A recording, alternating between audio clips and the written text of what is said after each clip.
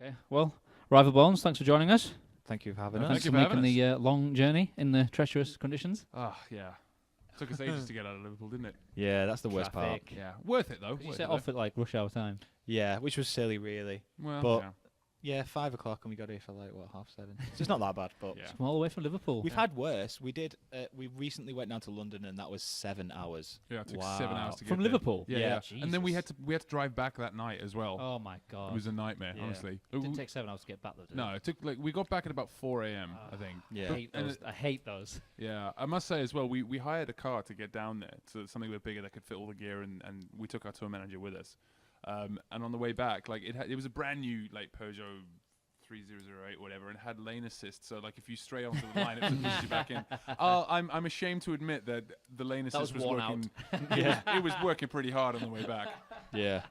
It didn't feel So- good. If someone didn't know of Rival Bones, how would you describe them? I always say that it's kind of, we're a heavy rock band, I guess, but not super heavy. We're not a screamo experience at all. It's lots of riffs, very heavy drums. Broad strokes, it's like Queens of the Stone Age meets Rage Against the Machine. But the key thing is there's only two of you.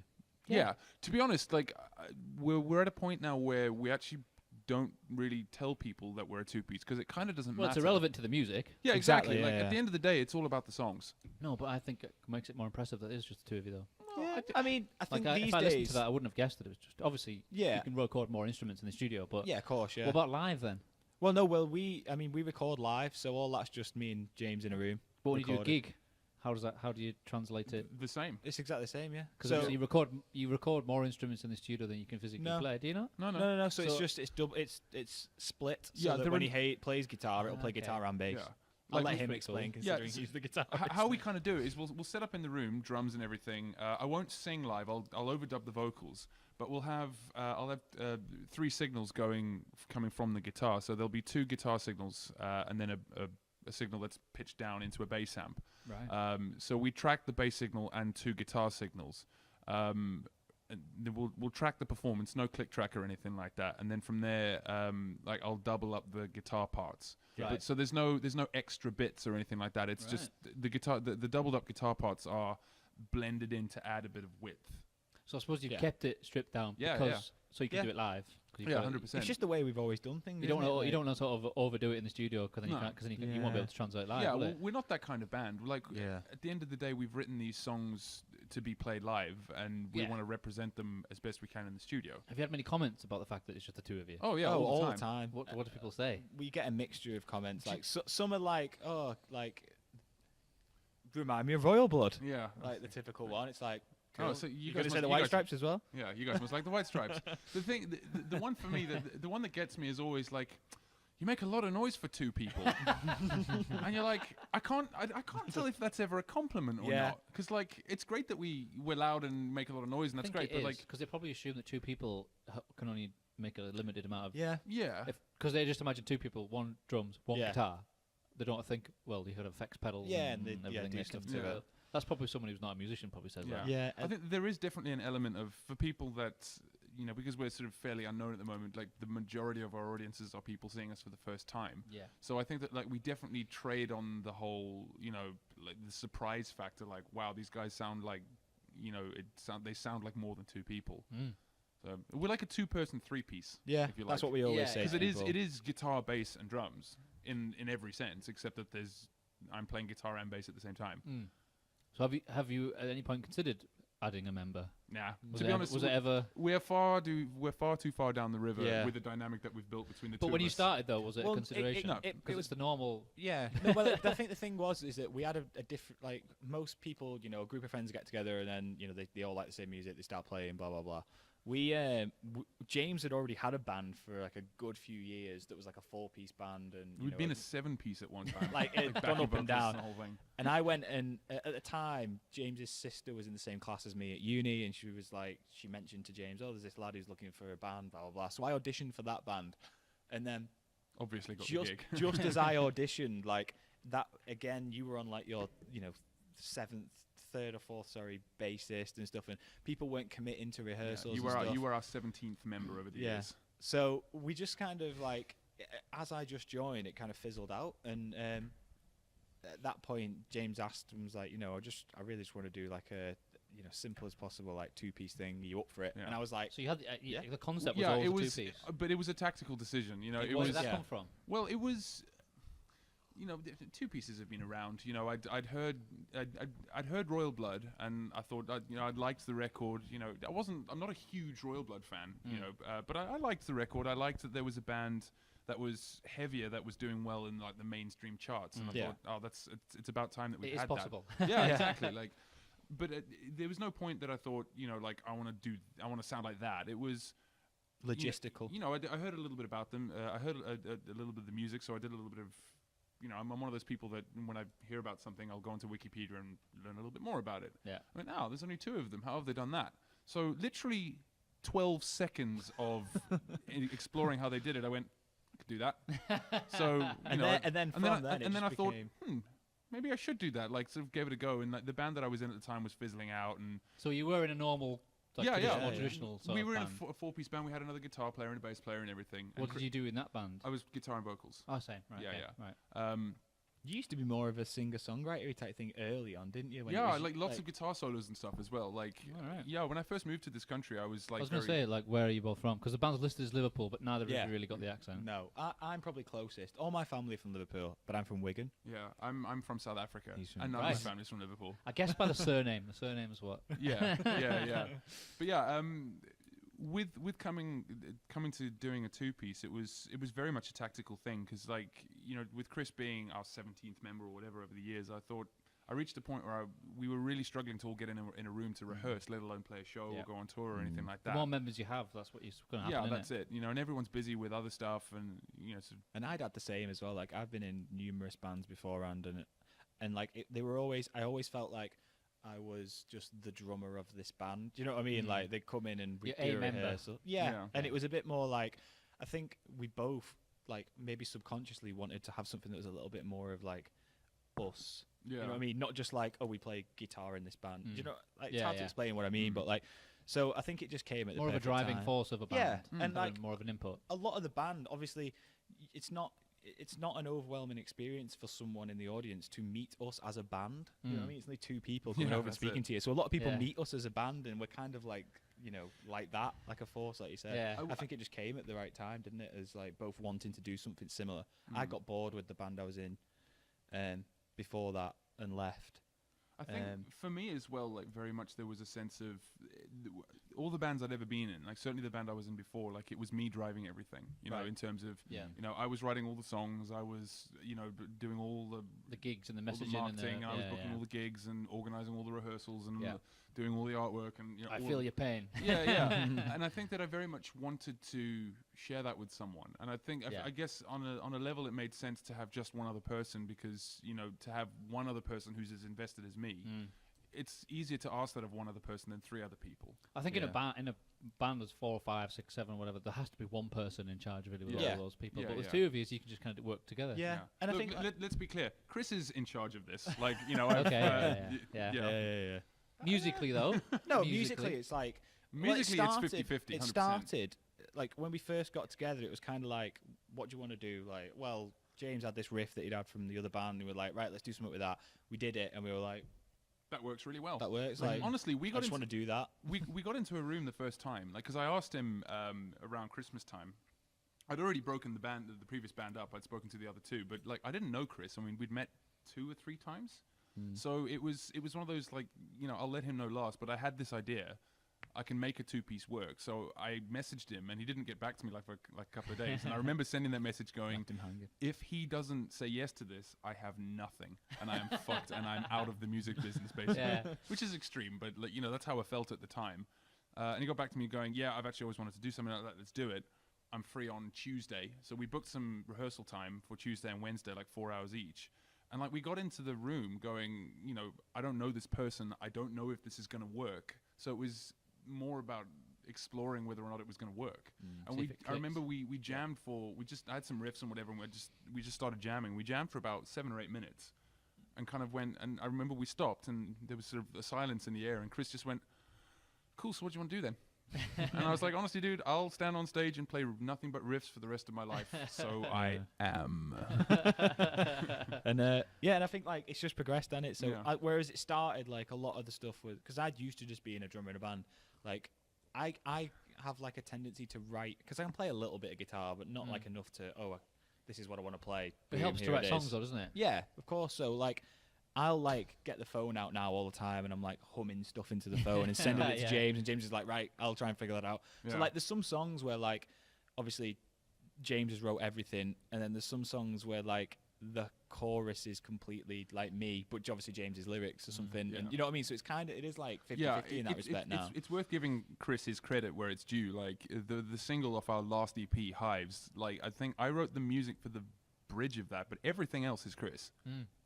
You know, so like every now and then, like I absolutely love it when my phone beeps and it's Chris going, "Dude, check this out," and it's a voice note, and I'm like, "Oh yes, I can't wait for this." Yeah, because like 9 times out of 10, it's a banger and we use it. You know what I mean? All the ideas there, innit? And then like we'll play about with it in a rehearsal or something. But it's so much easier doing that than like having 4 people. And it's like, say with 2 of you, it like can come together quicker. Oh yeah. Well, our rehearsals are like 2 opinions that have got to agree. Yeah. Well, like 2 hours. The nice thing as well is that when we're writing, you know, there's no like, oh, I've had this idea and then I've got to teach the other guitarist and I've got to teach the bass player. Like, musically, like, I mean, rhythmically it's all Chris, but then like harmonically it's all me. It's all happening coming from one source. So the bass and guitar is always tight with each other. Yeah. And I don't have to teach the bass player the part because he already knows it.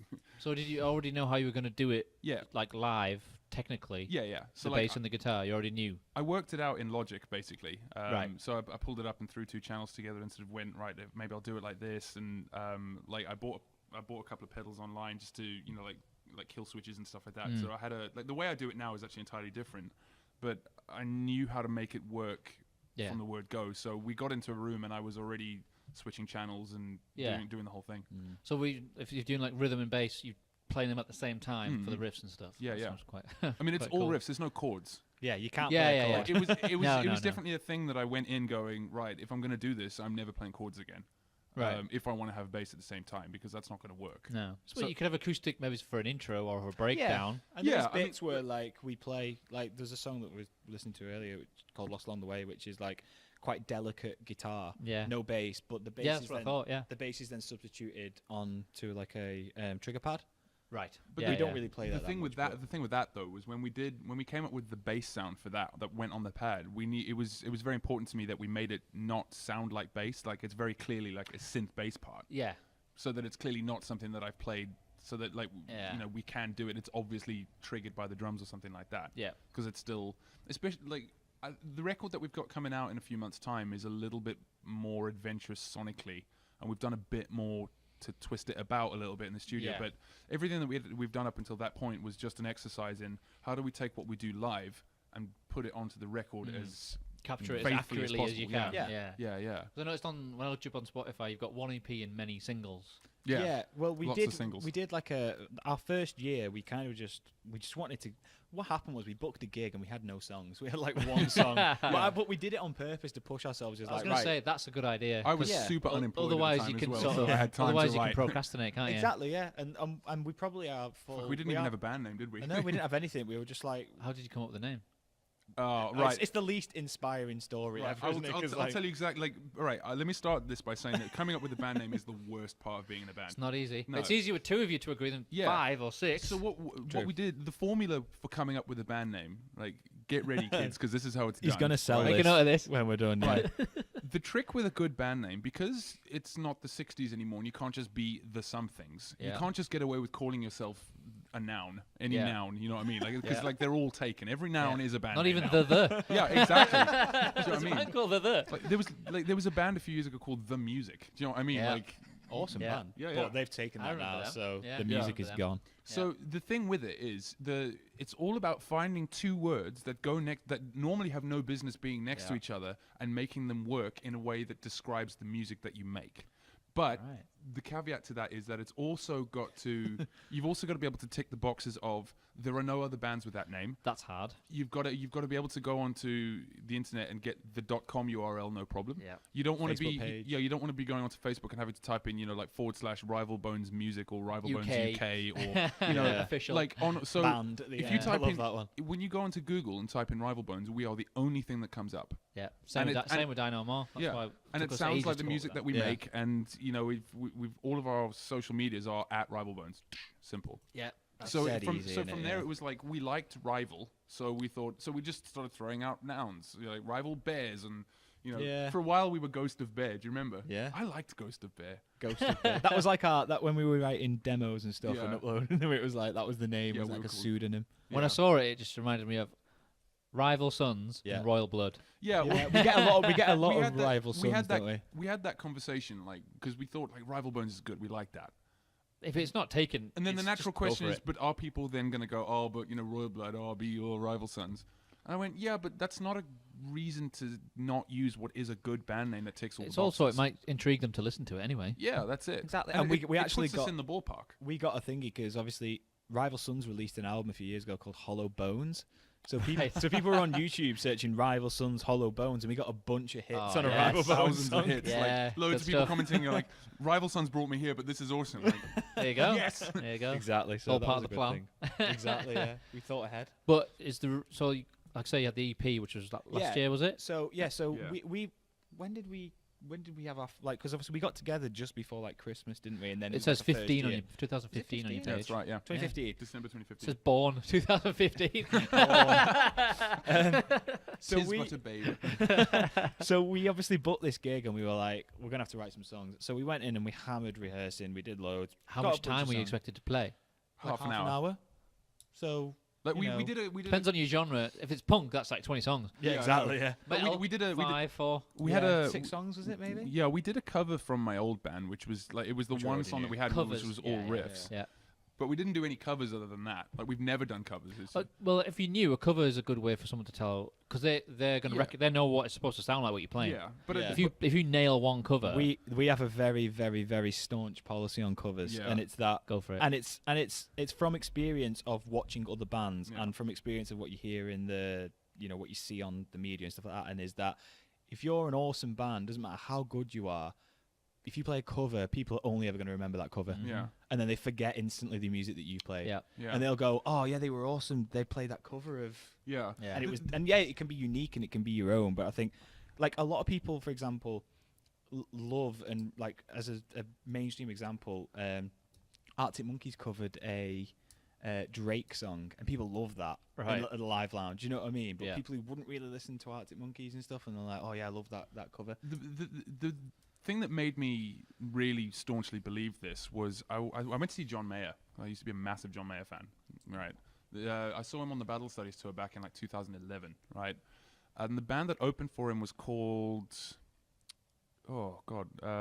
Codeine Velvet Club, right? There you go.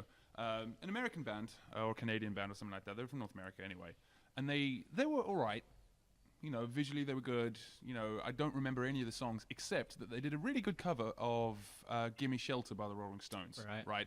Now the issue that I've got with that is that all I remember about them is that they did "Gimme Shelter" really well. Yeah.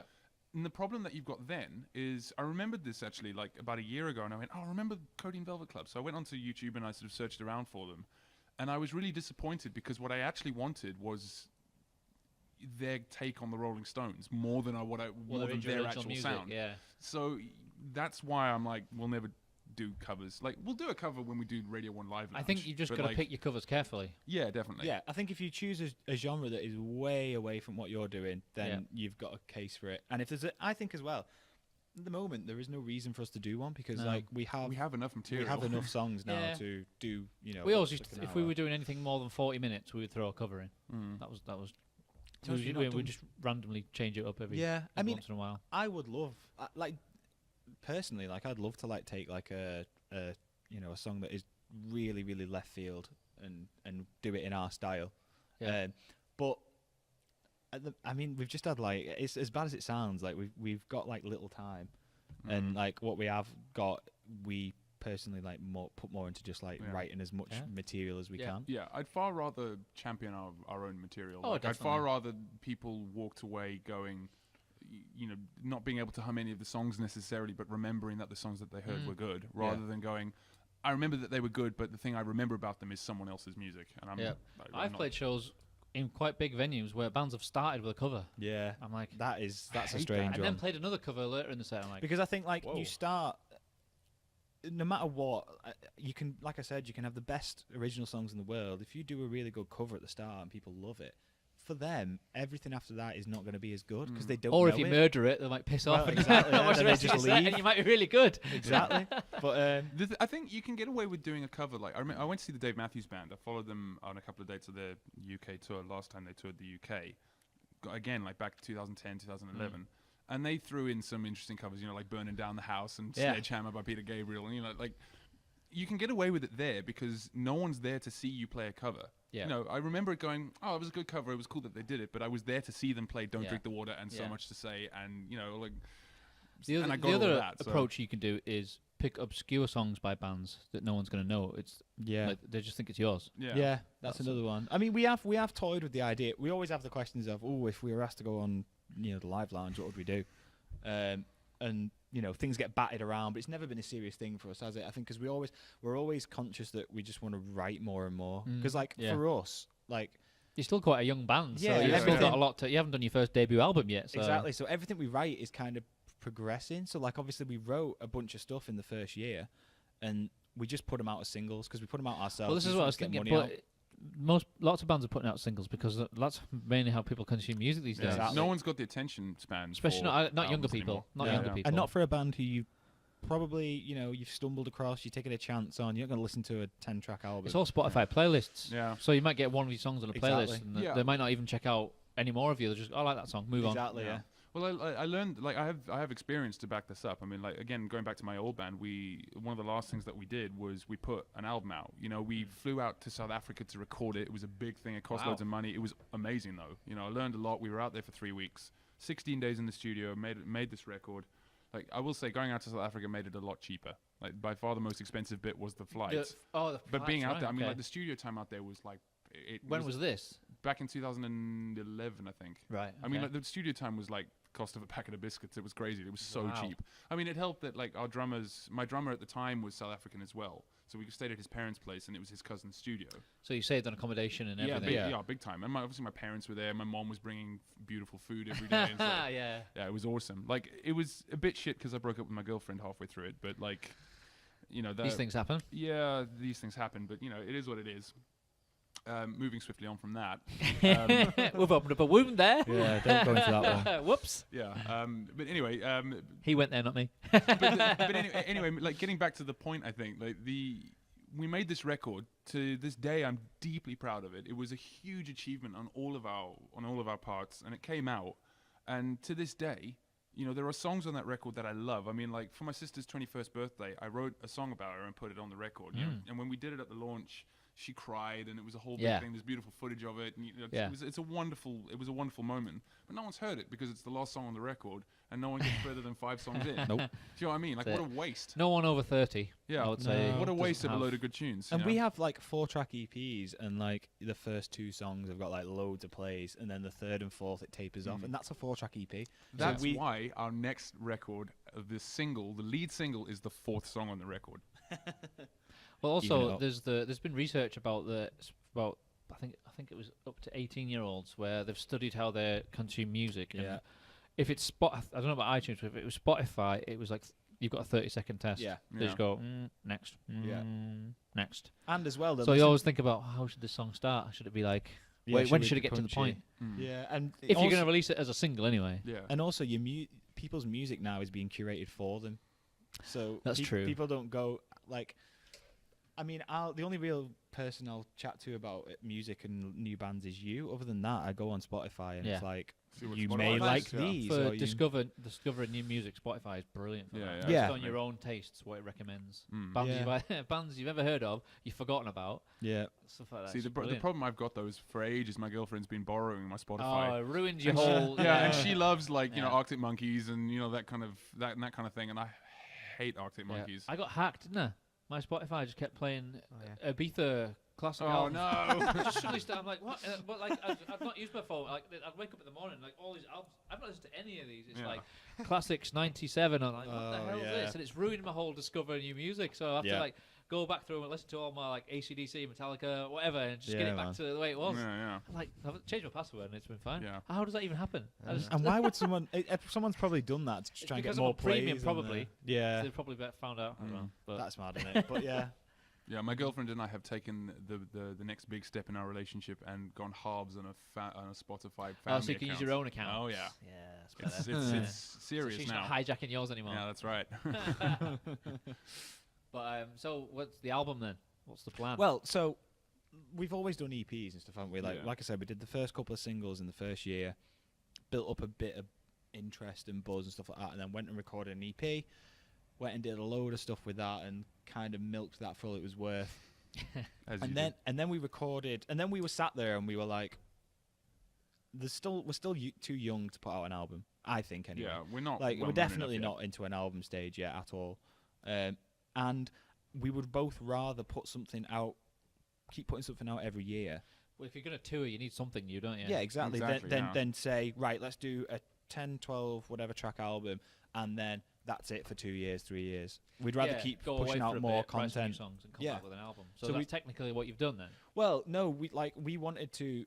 We went away and wrote a bunch of songs, and whittled them down to 4 again, and that was recorded in May, April, and was like finished up over the next month or two after that. We're really streamlined in that we go in on a Friday, come out on a Sunday, and it's done. Yeah.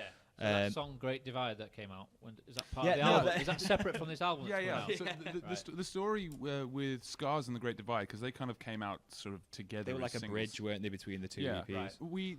There's a mad studio that's been built by this amazing guy in Runcorn. Yeah. You know, he built it for film scores and stuff, and it was like he spent millions of pounds on it. It's like a brand new 96-channel Neve console, state of the art. You know, like everything's got a spare, and every spare has got a spare, and every spare of the spare has got a spare. And like the control room is like one of the apparently the guy who designed it is like some world famous like recorder studio architect, and the control room is meant to be like one of the top 5 control rooms in the world to listen to music. You can go in any corner of the room and it all sounds exactly the same and all this. It was mad, wasn't it? And we have a friend who's also our producer, and he's helped. Yeah, Tony Draper. He's awesome. Yeah, he's amazing. And he basically helped build the studio. So the guy would be like, "What do we need?" You know, he usually works at Park Street in Liverpool. He's like, "What have Park Street got?" "Oh, they've got this." "Right, we'll have 3. Yeah. it was like that. Like he was having stuff custom built, and you know, this thing was 16 grand, but good you know, budget. Yeah, that's it. So, and it was all his own money, and you know, it's an amazing place. And there's like 8 drum kits, and you know, and they're all like awesome. Like every single drum kit is awesome, and he's not touched them in years. And like, I think there's like a Ludwig Black Beauty snare drum in the loft somewhere. Yeah, I don't know. You'll have to go through and have a look. Anyway. Yeah. And then, but yeah, so we got asked to when the studio was kind of built.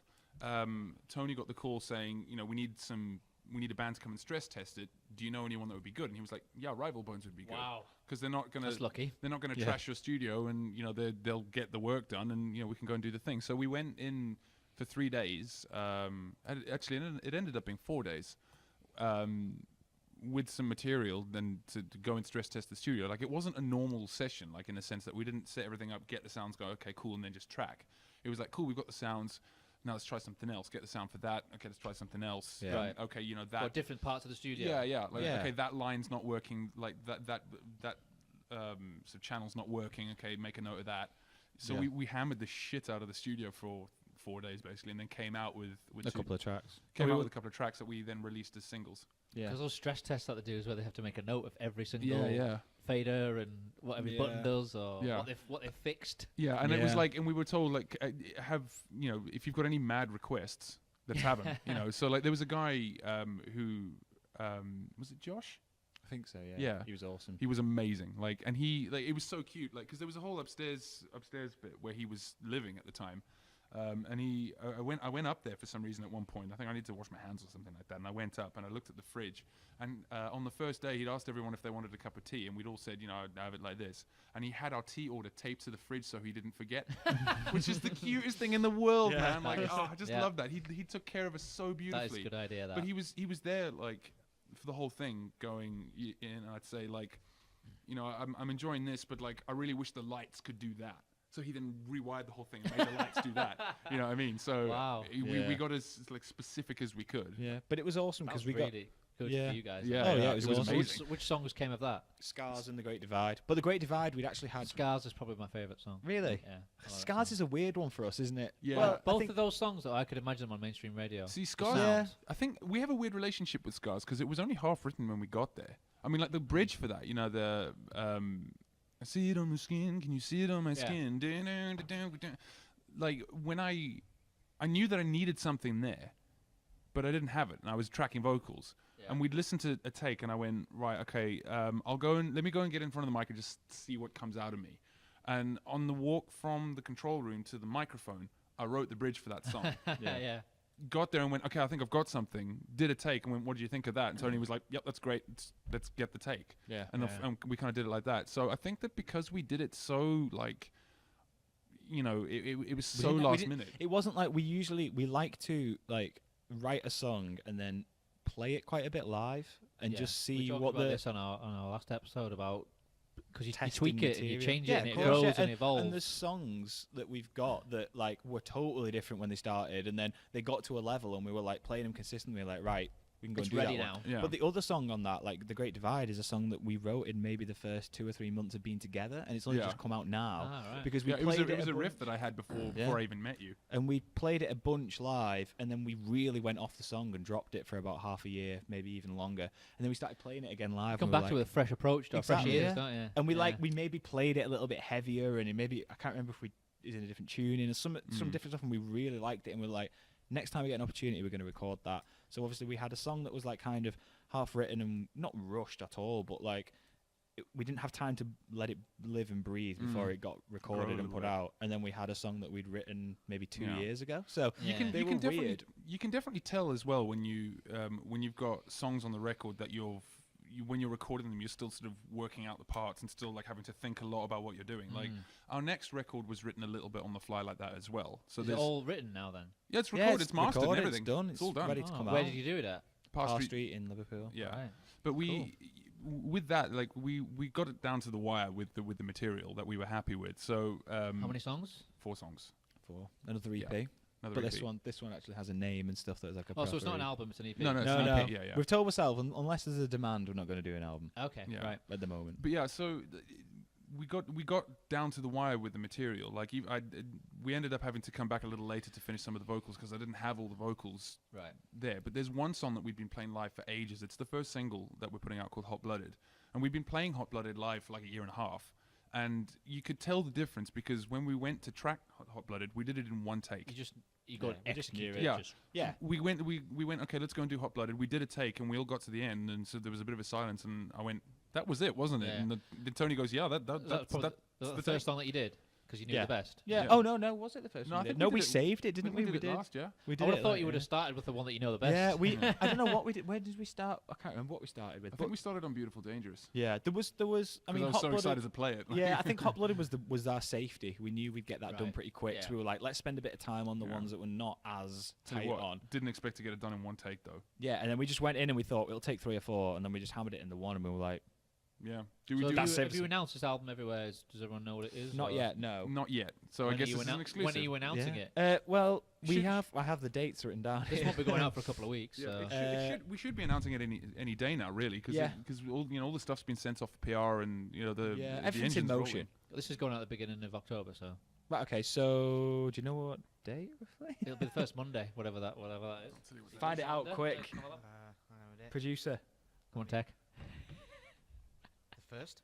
First Monday in October is the first, yeah. 1st of October. Okay, so and that's a Monday, yeah. So shall we do this as people are listening? Cool. So our first single, Hot Blooded, comes out on Friday. There you go.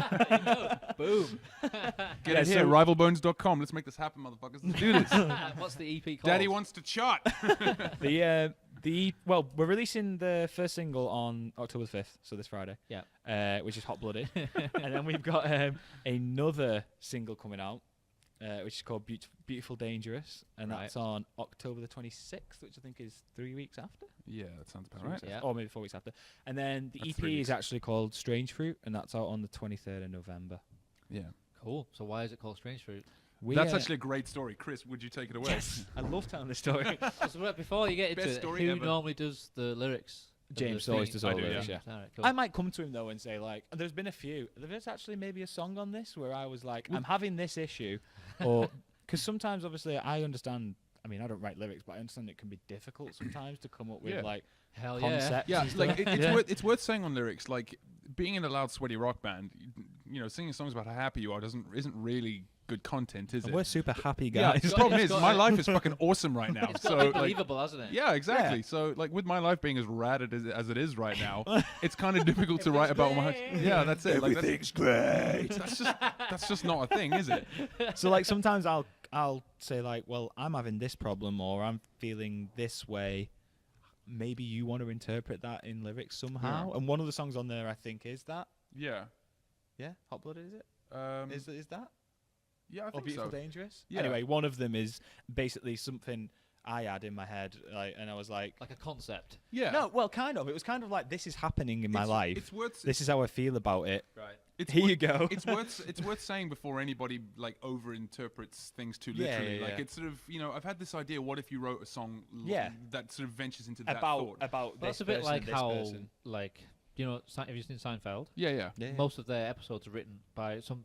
What happens in the episode happened to somebody on Yeah, the writing yeah. team or even the crew or yeah, something. yeah. you Best know what I way. mean? Like, it's But But it it- actually relatable, isn't happened, it? but it's Yeah. not specifically writing it about them. Yeah. Yeah, But exactly. yeah. it's just very quickly. It is worth saying about Beautiful Dangerous, like because like I don't want your girlfriend listening to it and going, hang on now, wait a minute. Like it's definitely not Yeah. anything. No, Yeah, it's yeah. nothing like It's not specific. literal. It's Yeah. like, oh, what about this yeah, idea? you came I've to me and kind went, of- you know, what if you wrote about this concept? Yeah. You know, and then I expanded on the concept because like I kind of thought about it. Yeah. But obviously, I'm not anything. I don't know. it's not pe- You autobiographical. don't always have to like- write things that you're actually experiencing No, or no. even that you know anything about. I mean, But I do I- that all the time. Like, we've got a song called "Robot Girl," which, like, literally is Yeah, my I was wondering about that. my housemate at the time. Like, I was really struggling for lyrics for it. Like, we had all the music and everything, and I said to her, like, "What the fuck am I going to write this song about?" And she went, "You should write a song about a robot girl." So I was like, "Okay." So I did, There you go.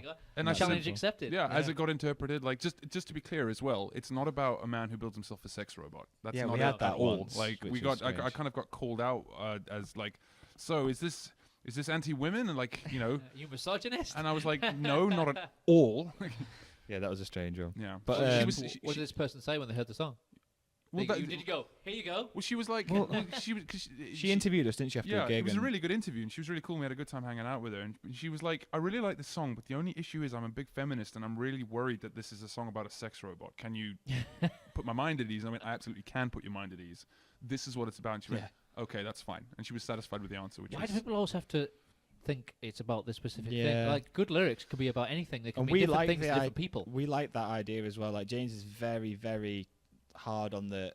Yes, I may be writing about something that's happening to me, or for example, but I want it to be whatever you yeah, interpret it as, because that's one of the best things about Yeah. music. I think you can listen to a song and be like, "Oh my god!" It Like, could be just your opinion on something, Yeah. even if Yeah. you've not even experienced it. It's a thing with art generally that, like, you know, I'll look at a piece of art, or I'll watch a film, or I'll, you know, listen to a song, and it'll make me feel a certain way because of circumstances in my life or whatever. And at the end of at that point, it actually doesn't matter what the song's about, because it becomes about something that's specific for me.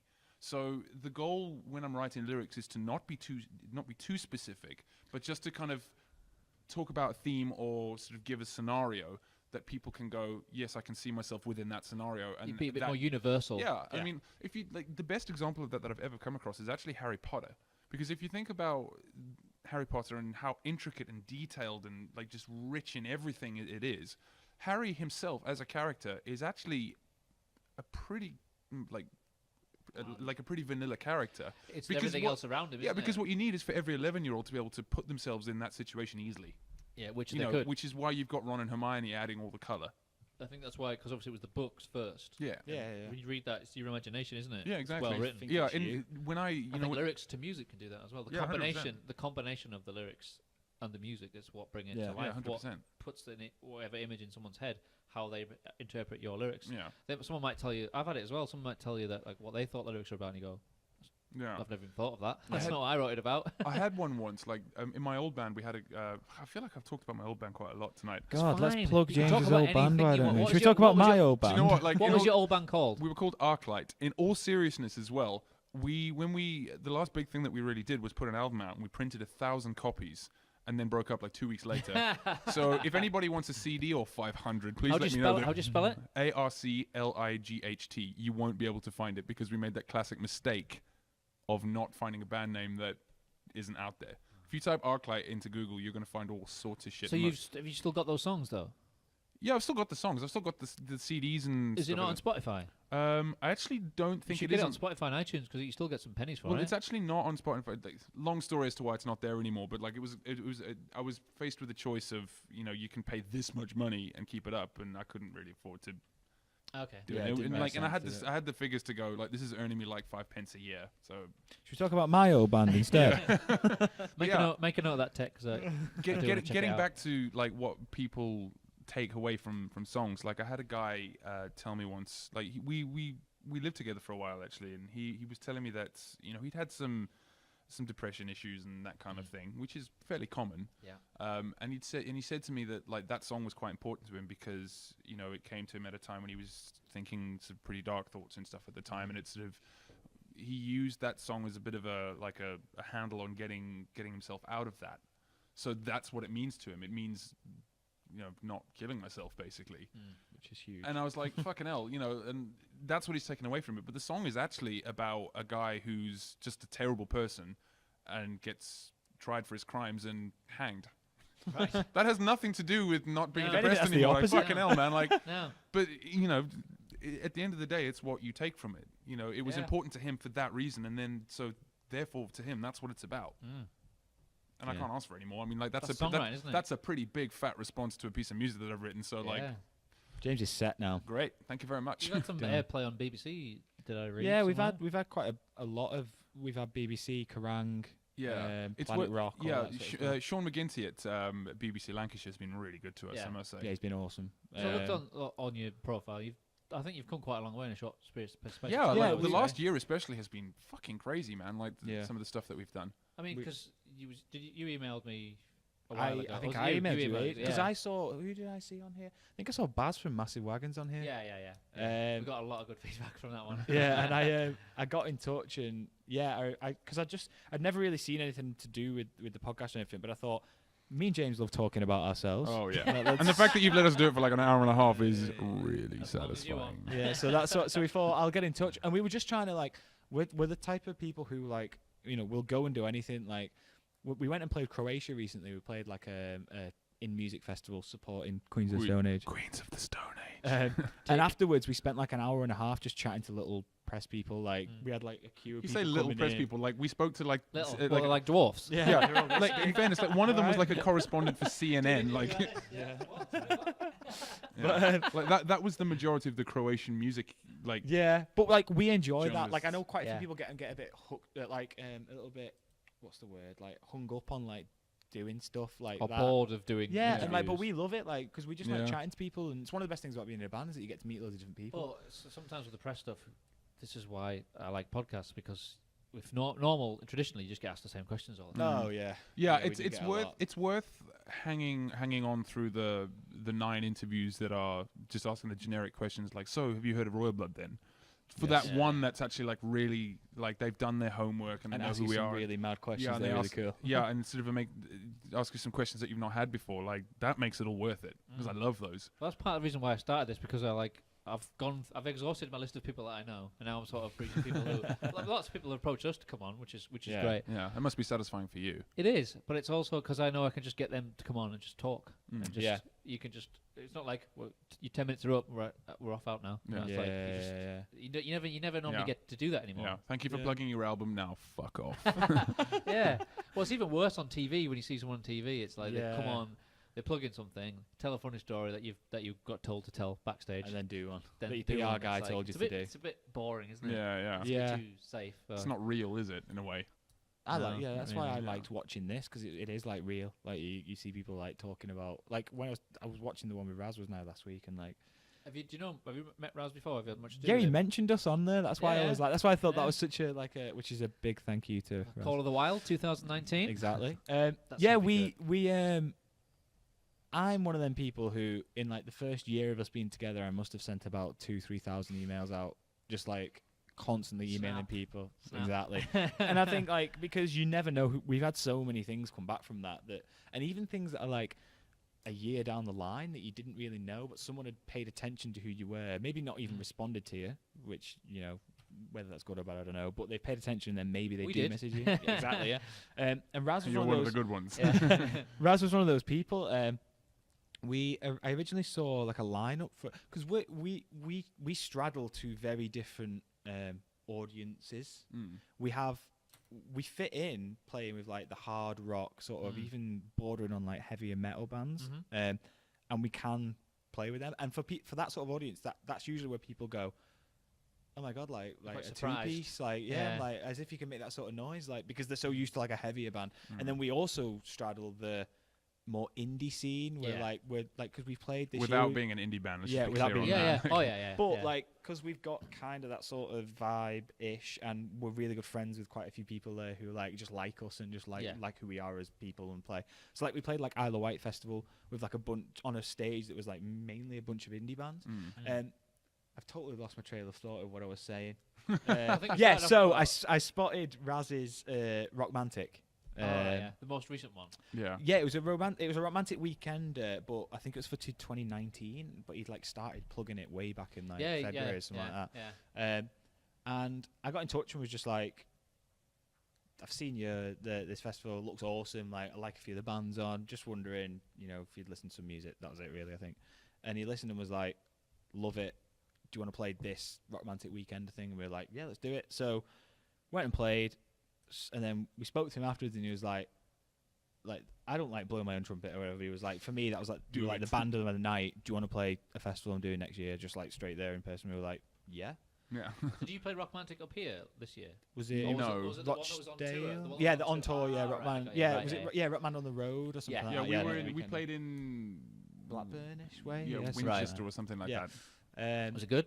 It was. Yeah, good. it was good. It was mad actually because like it was one of those nights like we always have our merchandise with us, and for whatever reason we didn't bring it in from the car, but we were parked outside. But so we figured like if anybody wants anything, which I'm not sure they will because it's like it was like leather jacket clad bikers and like you know what I mean. Yeah, we weren't sure like there's no one here that's gonna want to buy a T-shirt that's not black, and I don't think we have any black T-shirts at the moment. So we'll leave it in the car if everybody wants them. We can come and grab it. Mention it on stage.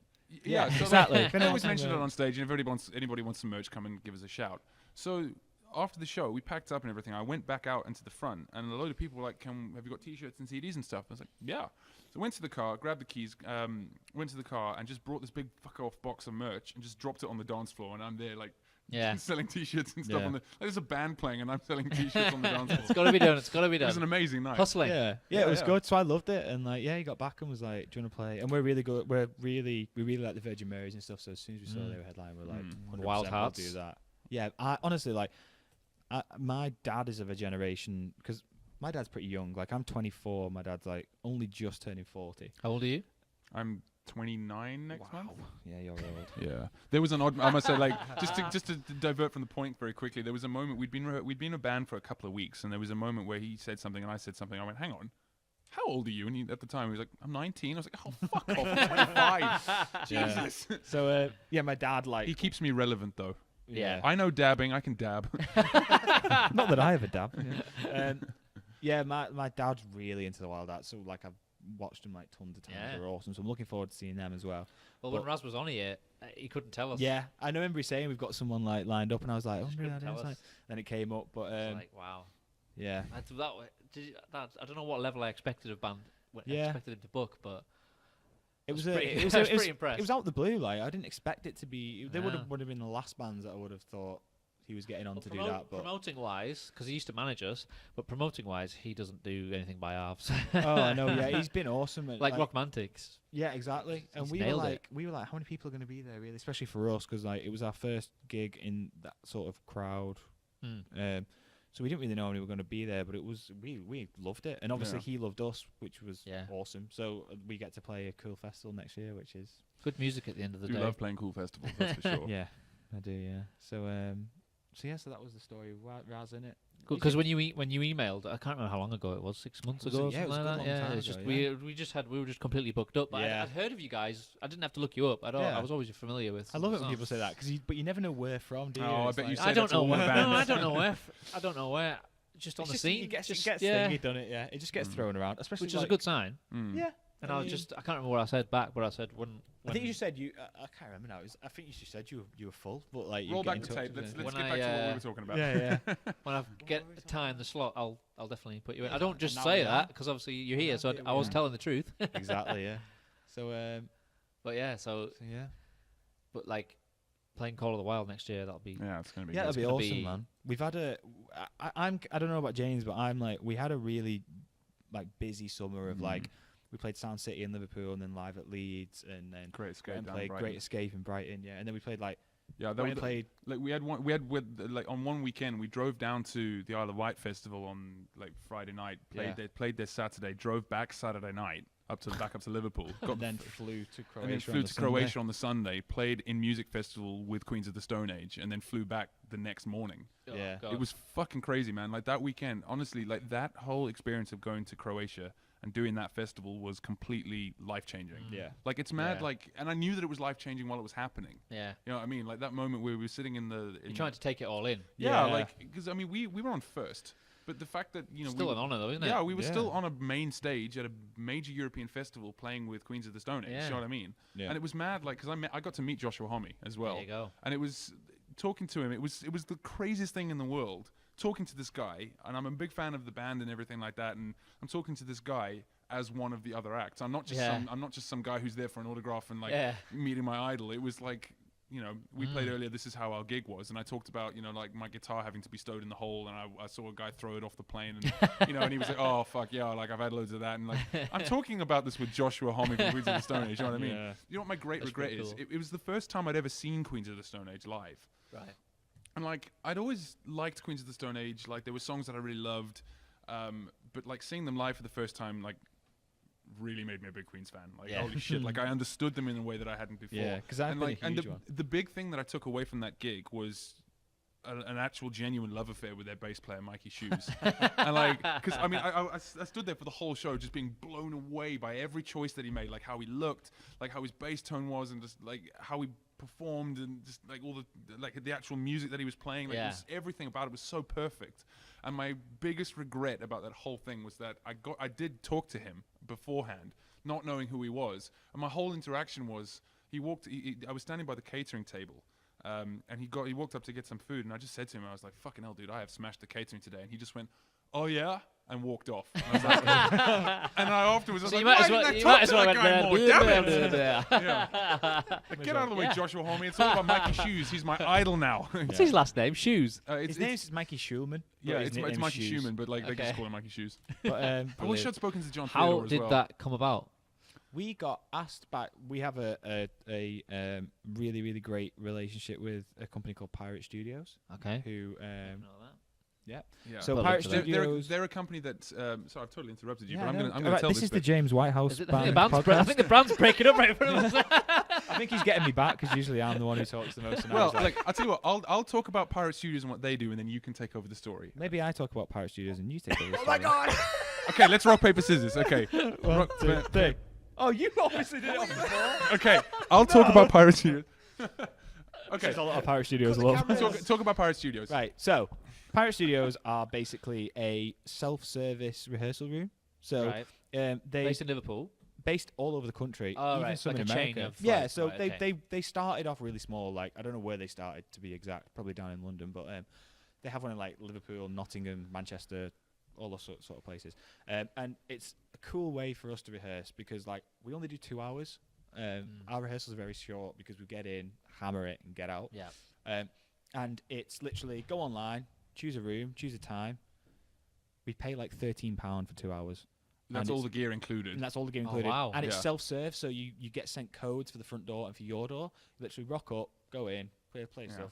Everything's clean and in good condition. But we did a while ago. They were promoting Pirate Studios, and they were doing these things called Pirate Live. So it's like a live streamed session of you playing in the rehearsal room, but like fully like produced and like really cool. And we got asked if we wanted to do one up in Sheffield. It was because a band who were on the label that we were on were doing it, and they needed another band as well. And they were just kind of like, "Do you want to come and do it?" And we're like, "Yeah." So we travelled to Sheffield, did it. So they must have known. They must have looked you up and done some research. Oh yeah, yeah, they did. Like they kind of. I think they knew. Like they knew what they were getting when we came. But I think we not blew them away, but like we blew them away. Yeah, like well, the owner came on the stream and commented like he was like, "Fuck me, this is the best band we've ever had." And like this is the owner, and the girl who was there was like, "By the way, that's the guy who owns this thing." We were like, that sounds like blowing them away, right? Yeah, pretty much. Yeah. And at the fair. time as well, like it was the highest engagement they'd ever had on a live stream. Was when we played while it was actually happening. Wow, which was like, cool. Woo! That's good. But it's worth saying that that we're on the same bill as a band called Fizzy Blood, who went on after us, and then they broke the record again. So yeah, because they were awesome. Yeah, it was a short-lived record, but we held it for a minute. It was cool. Yeah, so we got really really friendly with the people who. Like the guy who owns it, because he'd obviously loved us so much from that stream that when we eventually met him, he was like, he knew everything about us. Like, and we were like, this guy owns like a really successful company, and like probably really gives a shit about us. Like, probably sees all the new bands and like hears them, because they have these rooms where you can record. It records and mixes your rehearsal after you do it and stuff. So sounds like he'd be a good guest to come on here. Do you know what? He's Absolutely, awesome, like awesome. What a cool company. Like The head of artist development is a guy called Chris By, and Chris By has been so fucking good to us, man. Like honestly, like we got the original question was, how did we get onto In Music? Yeah, and that was literally a case of, it was the same with Isle of Wight. It was, hey guys, Twitter. Yeah, it was Twitter, because like we have a good relationship with Chris By over Twitter. Like he retweets our stuff, and we sort of have a little chat. We message him quite a few times. And stuff and things. But like the In Music thing came about literally as simply as a message on Twitter going, "Hey guys, how broke are you at the moment?" Quite broke. Why? Like, do you fancy going to Croatia to play with Queens of the Stone Age for no money? Yes, we do. Let's do it. Of course we do. So like, okay, great, it's booked. So we went to. So what did you have to pay for? Flights. Yeah, that was it. But you know what? Like honestly, like so was that the one where you went in, played, and came straight back? Yeah. So like we had to cover our own flights, but I think we covered our accommodation as well. But accommodation was like, we could have. They had accommodation for us, but we didn't want to. We wanted to stay somewhere that was because we were bringing our own instruments and stuff. We wanted to stay somewhere. So you stayed one night, stayed one night. Oh yeah, we could have camped, but we needed to deal with all of our gear. But it was look, and at the time we were like, dude, do we really like the flights weren't expensive? Like they were the cost it's not just normal flights, because you got to have your gear. Yeah. So that. Well, the three of us went, and we had 3 hold items. So we had the snare drum, the cymbal case, and because we were only going for one night, we had carry on as well, just for stuff that we needed. But we got it all in on what you would normally get, and it wasn't that expensive. Yeah. Like we actually didn't spend a penny while we were there, because like, I mean, we were there for a pretty short time. Don't they? But the cool thing as well, like we got picked up from the airport in a blacked out Mercedes. Nice. Oh yeah. And then afterwards they were like, by the way, we were asking the dude who drives, because he was super cool. He was like really nice to talk to, and we were like, so what are you doing over the weekend? He was like, oh well, you're basically in like Nick Cave's Mercedes, so it was free when we were in. We were like, okay then. So but it was so mad. Like, you know, when we were at the festival and we needed a ride back to where we were staying, like we just went and found one of the drivers and went, any chance you can give us a lift? And he's like, yeah, my car's free right now, let's go. So all that was covered. Wow. Great. And it was, to be honest, for all the food as well. Like we got there not knowing what to expect. So we arrived at like 9:30 in the morning, and we arrived and we found the artist liaison, and she was like, right, so you guys are a little bit early, so you can drop your gear off over there, we're just going to get something to eat and we'll let you know when we're ready. So we're like, okay, cool, is there anywhere good to eat around here? And she went, yeah, dude, the catering tent. Sort of pointed at the tent. So we were like, okay, catering tent. Walked in, and honestly, it was like 5 trestle tables next to each other, covered in food. And it was like constantly, all day, they were cooking and bringing out like fresh, like chicken steaks cooked and stuff and all that. So we had about 7 meals each. What other bands were playing? So Alice in Chains headlined one night. Jesus. What was the festival called? In Music. In Music. Honestly, as well, dude. I'm not familiar I would with 100%. If I was, I don't really go to festivals anymore, because I just want to play them. I just like want to play them. I get there frustrated. I've been spoiled by playing like that festival. I could never go to a big festival like that as a punter again. It completely ruined it. But like, it's like £80, I think, for a ticket for the whole weekend. And that weekend it was Queens of the Stone Age, Nick Cave, and Alice in Chains headlining. Yeah, and you got people like Superorganism. Superorganism. Careful now. David Byrne. Yes, St. Vincent played. The Kills, people like that. So it was like decent, like just for the headline. Frank Carter and the Rattlesnakes were supposed to play on the same day as us, but they had a bus crash, so they couldn't make it. Right. Everyone was fine. Everyone was but fine. it just meant they couldn't make the show. But yeah, so that happened because you basically the whole thing with that, and Isle of Wight as well, Isle of Wight Festival, just a little message. Do you want to do this? Yeah. And that was so it. Was that one with the Queens of the Stone Age? Was that your first time going abroad? No, actually. And this leads back to why the EP is called Strange Fruit. Okay. Oh, that was the original Wow. that was easily 20 minutes ago. Do you know what? That's the most amazing callback in history. Like, you couldn't write that shit, man. It's so good. But we have like another. I think we're just nice people. Yeah, honestly, like have those good connections. You know, I spoke to when we actually met Chris By for the first time, like in person. It was at Sound City this year, and I said to him, like, so why have you, like, I've got to ask, like, why have you thrown so much stuff away? And he was like, honestly, dude, it's because firstly, you guys are good. But you also, like, on a business level, you make sense because you're engaging on social media and all that kind of stuff. There's only two of you, so it's really easy to. But you're cheap to fly around. But more than anything, you're actually just really nice and good to deal with. Yeah. So you know, there's a lot of value in that. So So we have like a good relationship with Sound City in Liverpool. So it's like it's an emerging acts festival. Right. Held over the weekend across all of Liverpool, but they have people like Catfish in the Bottom and headline day, but then there's like every other. Got to sell some tickets, right? Yeah, there's every other emerging act on. So we have a really good relationship with them, and they basically just out of the blue was like, so we're doing this thing where we're sending us and the British Music Embassy and UK Music and all the big government things in the UK are sending over like 6 bands to South Korea. To play a festival over there called Zandari Festival, like a big festival for them over there. Do you want to do it? Like everything's paid for, flights, accommodation, the whole thing. The question, yeah, straight away. I remember when we got asked to do it, like it was when it was confirmed because we knew it was in the water. When was this? We went out October last year, end of September, beginning of October. Last year, And I was watching Spider-Man: Homecoming, and I did not see the second half of that film because I was like, yeah! And my girlfriend was just like, oh my god, what am I going to do without you for a week? But also, well done. Yeah. You never asked me if you could go. I know, yeah. Well, hang on a minute, you're not doing that. Can I just say, in all seriousness, like when I leaned over and told her that we'd got the thing and that we were going, I have never seen anyone look more happy for me than she did in that moment. Like, it's like a fucking week without him. Yes. I'm going to play Xbox and celebrate your absence. Yeah, so we went over and honestly, and maybe watch the second half of Spider-Man: Homecoming, you asshole. It was an awesome experience. Firstly, it was an awesome experience. Like me and James did this thing where we stayed on UK time even though we were over there. So like we were up till 6 a.m. and then we were getting up again at 4 p.m. So like we were out all through the night. Was it the same as last time? A week. It was a week. Yeah. We So were we there did a like week. 4 Wow. gigs. But what happened was, basically, we got there and we landed and we were like, right, let's go meet the rep for Sound City. Awesome dude called Nick. The from scousest Liverpool. man of all time. We as well. just so we landed in like the Far East, and we're like the first person we really speak to is, "You alright, lad?" Bucket hat on, like Bum bag on, like, "You alright, lad?" Like, anyway, so we go to him like, Birkenhead? exactly, and we were like, so, like we had 2 gigs already like that were part of the festival that we'd booked to play for, and we were like, where else can we play? Like, first thing we said was, can we play anywhere else? He was like, go and drop your stuff off and I'll take you around some of the venues and we'll see what we can do. So we spent a night roaming around South Korea, That's cool. drinking Just and itself, stuff. that's pretty cool. Yeah, no, Dude, yeah. So and then it's fucking amazing, it gets man. cooler. Like this, Right. What an amazing city as well. Oh yeah, like unreal. Like it stays awake all night long. Like, Yeah. you can like you see families out for dinner at like 2 a.m. Like, yeah, it was people mad. shopping. Like But so he takes us and he takes us to a few places and he's just chatting. And he takes us to this one place and we go down these stairs like really dingy, like watching your head, and it goes out into this like room, probably twice the size of this here. That's Right. like covered around, if that, maybe a bit more.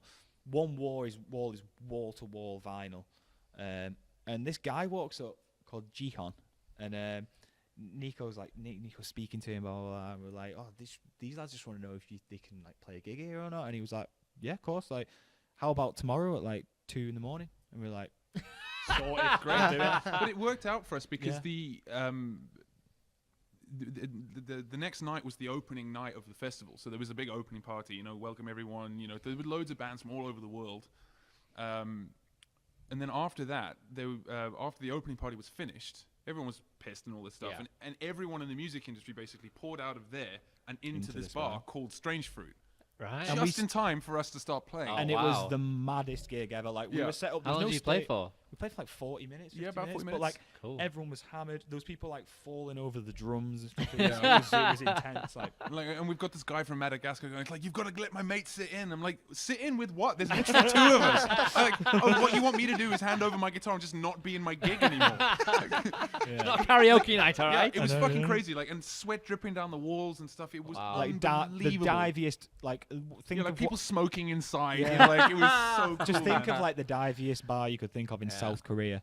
And that's what it was like, but it was awesome, and everyone was like, it was like when all the people like poured in from the thing, it was just like free beer all night, and like just we got absolutely smashed and played, and then we went back there, and even if every night, because that's where everyone went. But we had nights just where just to go and drink and just to play. We went where behind, everyone went. Yeah, went behind to the vinyl bit, and we're just putting on what we wanted and stuff, and everyone was like dead happy. And like we ended up in there till like 7, 8 a.m. one night with the police banging on the door because the and music was so loud, and our manager's going, "Lads, we should get arrested. That'd be so good for the story." Like, Neil, we're not going to a Korean prison. That is not a thing. James isn't built for that. One of you supposed to suggest that. He's supposed to be good. No, what are you doing, lads? But but then, so we sneak out the back way into the like, broad, blinding daylight. You know, Chris goes to bed, and like Neil and I go and have some breakfast. You know, there was like an American diner around the corner where, you know, it's bacon and just sausage what you and need. Like, like pancakes, and you know, it was like everything that you want in a breakfast on one plate, and it was all super cheap as well. And then, you know, so you pour yourself into bed, and you know the sun's up, but you know, and I sort of have a quick FaceTime with my girlfriend because she's just got up for work. Because it's like a reasonable time in the UK.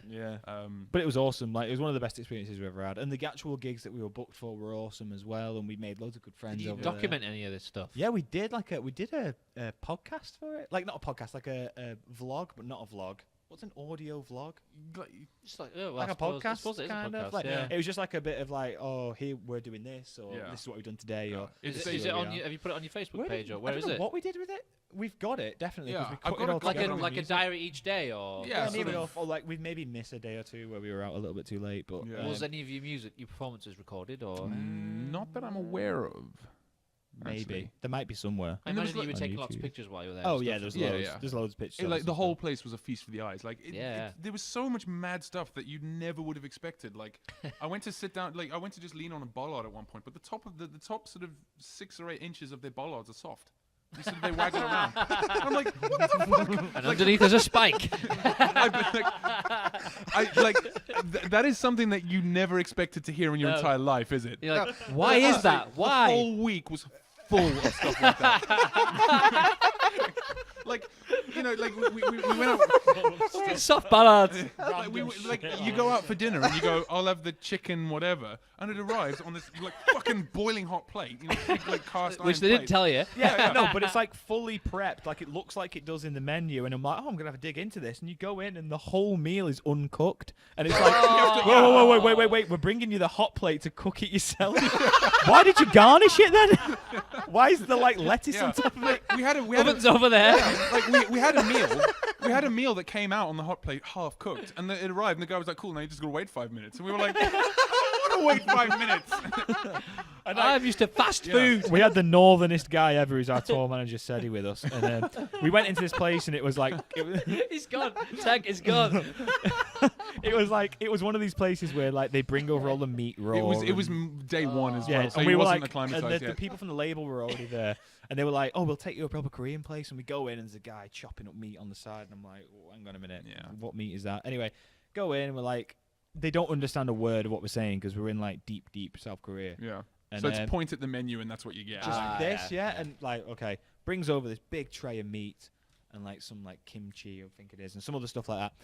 And our tour manager, who's like the most northern Wigan person ever, is looking at it, and he goes, I had this app on my phone, you know, the Google Translate app, where he pointed at something, and it says something, and he goes, "Chris, we just point your translate app at that. I just want to see if it's a sausage roll. It's obviously not a sausage roll. It's a big piece of sushi rolled up. It's a piece of uncooked beef. Sushi roll. Like it's worth saying as well. Like, there was a bit like we flew out there via Munich or Frankfurt or whatever. Yeah. And we're sitting in the airport, and he managed to get hold of some chopsticks from somewhere. Right, and like I set myself the challenge of not using a knife and fork while I was there, which I successfully did. And he goes, and I'm standing there trying to teach this guy how to use chopsticks. And at one point he goes, "But how do you cut things? Like, do they have serrated ones or?" No, they don't. They don't. It's a good idea. It is a good idea, actually. Like, for English people, fuck. Yeah. But this is a dude who, like, we landed, and between landing, you land and you go straight into the train terminal, and then you get a train to the stop. That is it. And then there's a bit of a terminal at the end, like that. Obviously like a train station, and you get out onto the level, and the people from the label were waiting for us there. So we flew Manchester to Munich or Frankfurt or one of the German cities. I think it was Munich. Munich, and then bit of a layover, 2 hours, 10 hours to South Korea, on a train for an hour, and we lost him in the train terminal, literally at the other end. We were sat waiting outside the train terminal for 2 hours, like, where the fuck can he be? Like, he's literally this distance. That man, he's got no phone on him. Oh. He doesn't speak Korean, obviously. Those people. Oh man. And it was, it was an experience, and it was awesome, and we'd do it 100% again. It was unbelievable, man. And like, do you know what? There was an amazing moment. We the last day that we were there, like we'd finished the last gig, and I'll be honest, like, because I was tired by the end. You know, living like that is fucking hard work. By the stories that you've told, I'm not surprised. And like, I stepped off stage going. I think I handed my guitar to my manager Neil, and I went, "I'm ready to go home now. You know, I'm tired." And but then the next day we had a radio interview, so we had to get up a little bit early, about 2:30. While you were out 3 there. o'clock. Yeah, like a radio so station. we go up to this place. I think it was on the university. I don't speak Korean, so I don't know. And it was like an English channel on this Korean radio show. Right. So it was hosted by this American guy, and we went and did the thing. But we sort of live streamed the whole experience on our Facebook. And Chris's girlfriend comments like, "Oh, you guys look like shit, XXX." You know? But that's kind of her humor, and I sort of went, "Oh, well, thanks, love." You know. Yeah. I got back to England and slept it off, and I watched it back and I went, "We look horrendous." Like, she was not wrong. We were kind of grey. Do you know what I mean? It was like We were like, Did you start look Korean? yeah. we were like, That's why they look like that. I know, yeah. I was like, we were just so tired. We drank so much because, as well, we like they paid for everything, but we were trying to not really spend money over there because, like, Because you're musicians. yeah, And you have no idea what money means over there. Like, Yeah, I went to an yeah. ATM at one point and pulled out 150,000 of something. I'm like, what you have there is £5. And so any like liquid we were drinking was the free beer and stuff. So we got they used had, to they had this stuff called soju, which was cheaper than water and water. super It's like strong. 40%. It's like vodka but flavored, but cheaper than water. Yeah, Do you know what? I didn't drink a drop of it. I stayed drank a well bit. away from it. Because, like, the thing that I found on the first night, everyone that was drinking it, their voices were fucked. I was going to say, what about your vocals, though, for singing? I was being very well behaved on that regard, to be fair. Right. apart from smashing all the alcohol. Yeah. In fairness, do you know what? Like, I drank a fair amount, but I wasn't smashed every night. There was More one like night. sleep, though, because that affects me. Well, we were sleeping, Do you but know we were what? just I was sleeping at I was weird keeping times of the day. hydrated. Like, I had a bottle That of is water the with me main the thing. whole time. Yeah, making But sure. like talking and shouting like during the day before you've got to play. You didn't at do a night. lot, did you? You actually made an active choice some Yeah. days to try and not speak that much. Like, Yeah. and to be honest, It has to be we done. weren't really. Yeah. We were like, got to be professional at the end yeah, of the day. Like, we were like going getting. We were waking up at like 4 p.m. and like going getting food and stuff, and then we were like getting our stuff ready for the show, and then turning What time up. were you sort of playing? Like late, well, like half yeah, 11 midnight. Half 11 midnight, and then Okay. we'd stay out till like 4, 5, 6, and the show was done, and then it was like 4 or 5 hours of maybe chatting and stuff. We weren't Yeah. shouting that much, and then we slept quite a lot. We Mm. did get quite a lot of sleep. There was a day in the middle where there wasn't anything on, and it was like, shall we go and do some touristy stuff? But like for myself, I took the choice to not do anything, so I just stayed in the apartment and just kind of relaxed a little bit and rested my voice and like I played Motorsport Manager on my computer all day. You know what I mean? Yeah. And just to give myself that break because like I had 2 shows the next day and the day after that were important and I needed to make sure. You don't want to you don't want to ruin it, do you? Yeah, exactly. You don't look back on it and go, Yeah. If fucked that up. I must say as well, like everything that you hear about how people are about music in that part of the world is all true. Like we did the fanatic. Like we did our last show, like because the two shows that we were booked to play before we went out there was like a UK night, so all the bands from UK, they love all that, don't they? Yeah. So we did the UK night. It was in this big hall, and then it was the date that we actually had as part of the actual festival itself. Yeah, was in a club that was like 90 capacity, and when we got on stage, it was fucking rammed. Yeah. Because obviously we'd done that gig like the second night that we were there. 300, 400, 500 and like wasn't it? Yeah. The value of having done that was that for the rest of the like our reps from the label, they'd come back after a day of doing the industry stuff. They'd come back and be like, guys, like the buzz around this festival is all about Rival Bones. So you guys are in there with everyone. Everyone here knows who you are. Cool. I mean, to the point that like after our last show, we were in McDonald's at 6 a.m. because it was the only place that was open for food. Yeah. And like I was signing autographs for people. It was the maddest thing in the world. Yeah. Like, you know, so we got to this gig, and I walked in and it was fucking packed. And you know, like as I walked in, everyone turned and looked at me, and I was like, "Oh my god!" You know. Jokes on James though, because they thought they were turning up to see the tallest man in existence. Because over there, James is like a giant. I was a giant, honestly. Like there was no losing me in the crowd. I tell you what. It was like, what's this music band? No, I'm just here to see that guy because he's really tall. Yeah. But it was mad, like, because I mean, there were people that came to every one of the shows that we did. You know, that they saw the first one. They just like we were. How many shows did you do in total in that week? Three.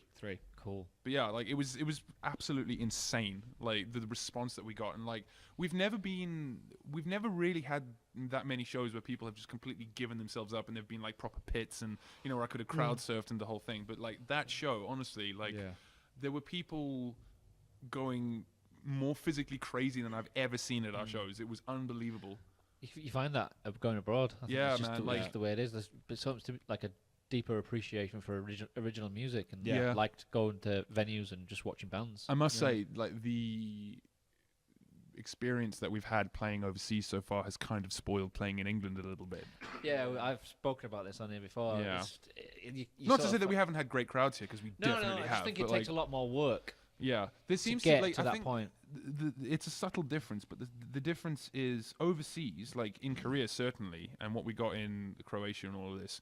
There was very much a sense of, I'm here to have a good time. These guys are going to be awesome. Prove me. And like, if they're not going to be awesome, they're going to have to prove me wrong. Yeah. Whereas here, it's kind of like, right, prove to me that you're good.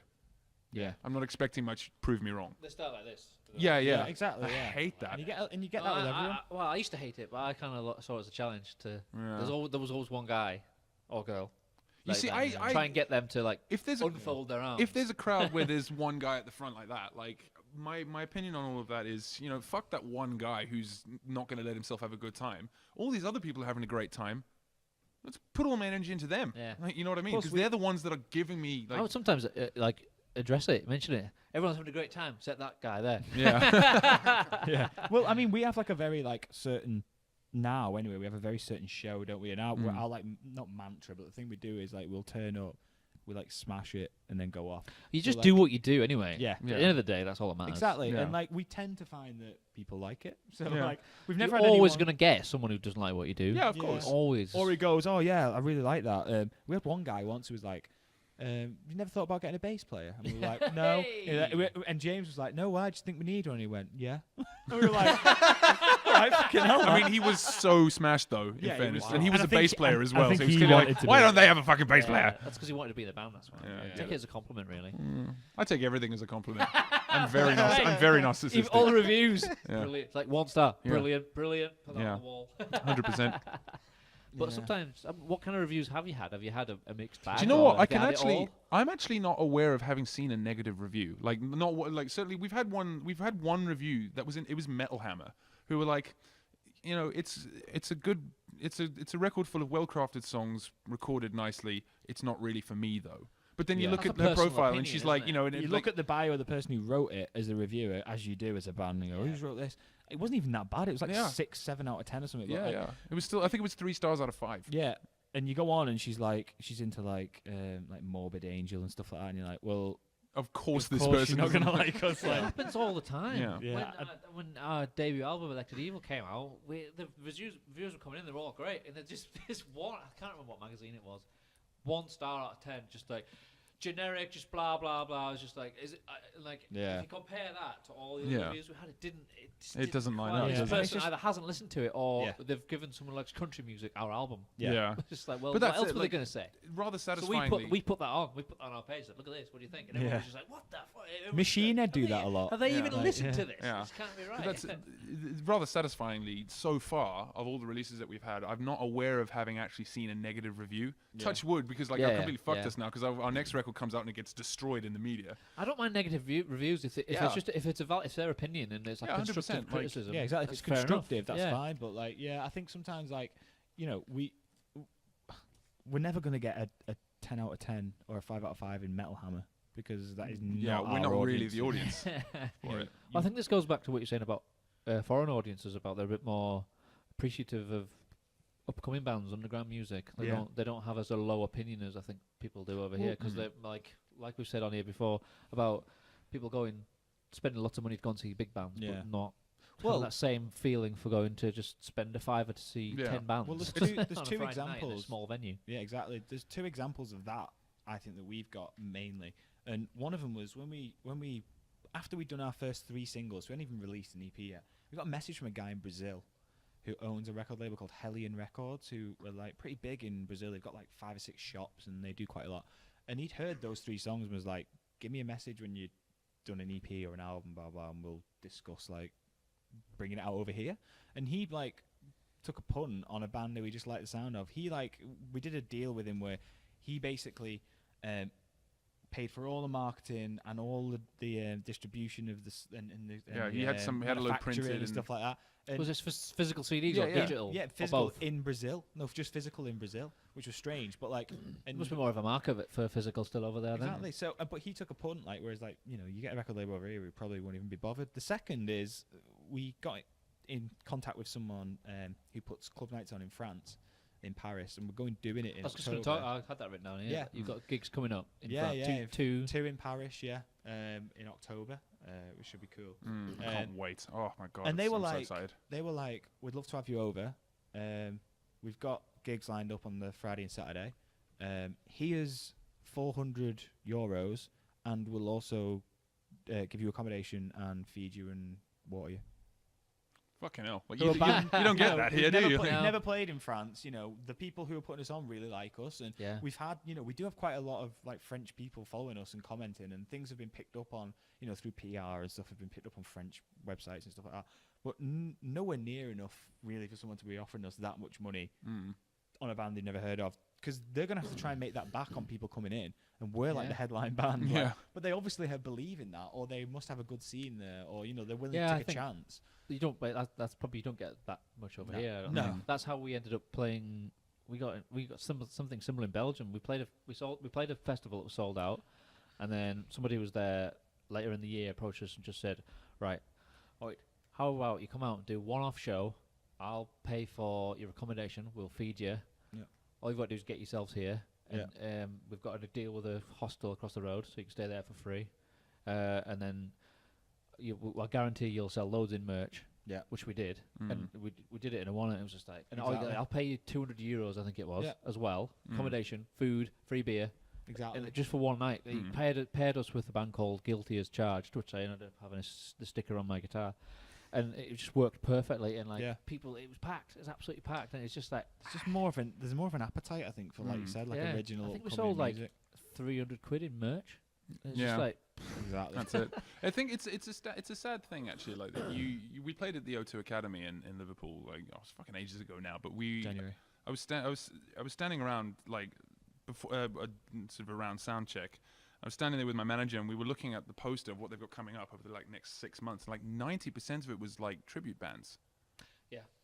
Even at a venue of that size and that stature, half of it or more than half of it's tributes. And it's strange because like I don't get it, but maybe it's because I'm so into music that I will go and watch bands. You know what I mean? Or because I'm in a band, I'm probably biased, but I just don't get the whole.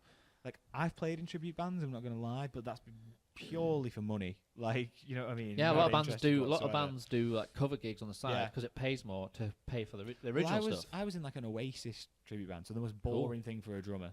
Right, that is true. Yeah, I thought of that.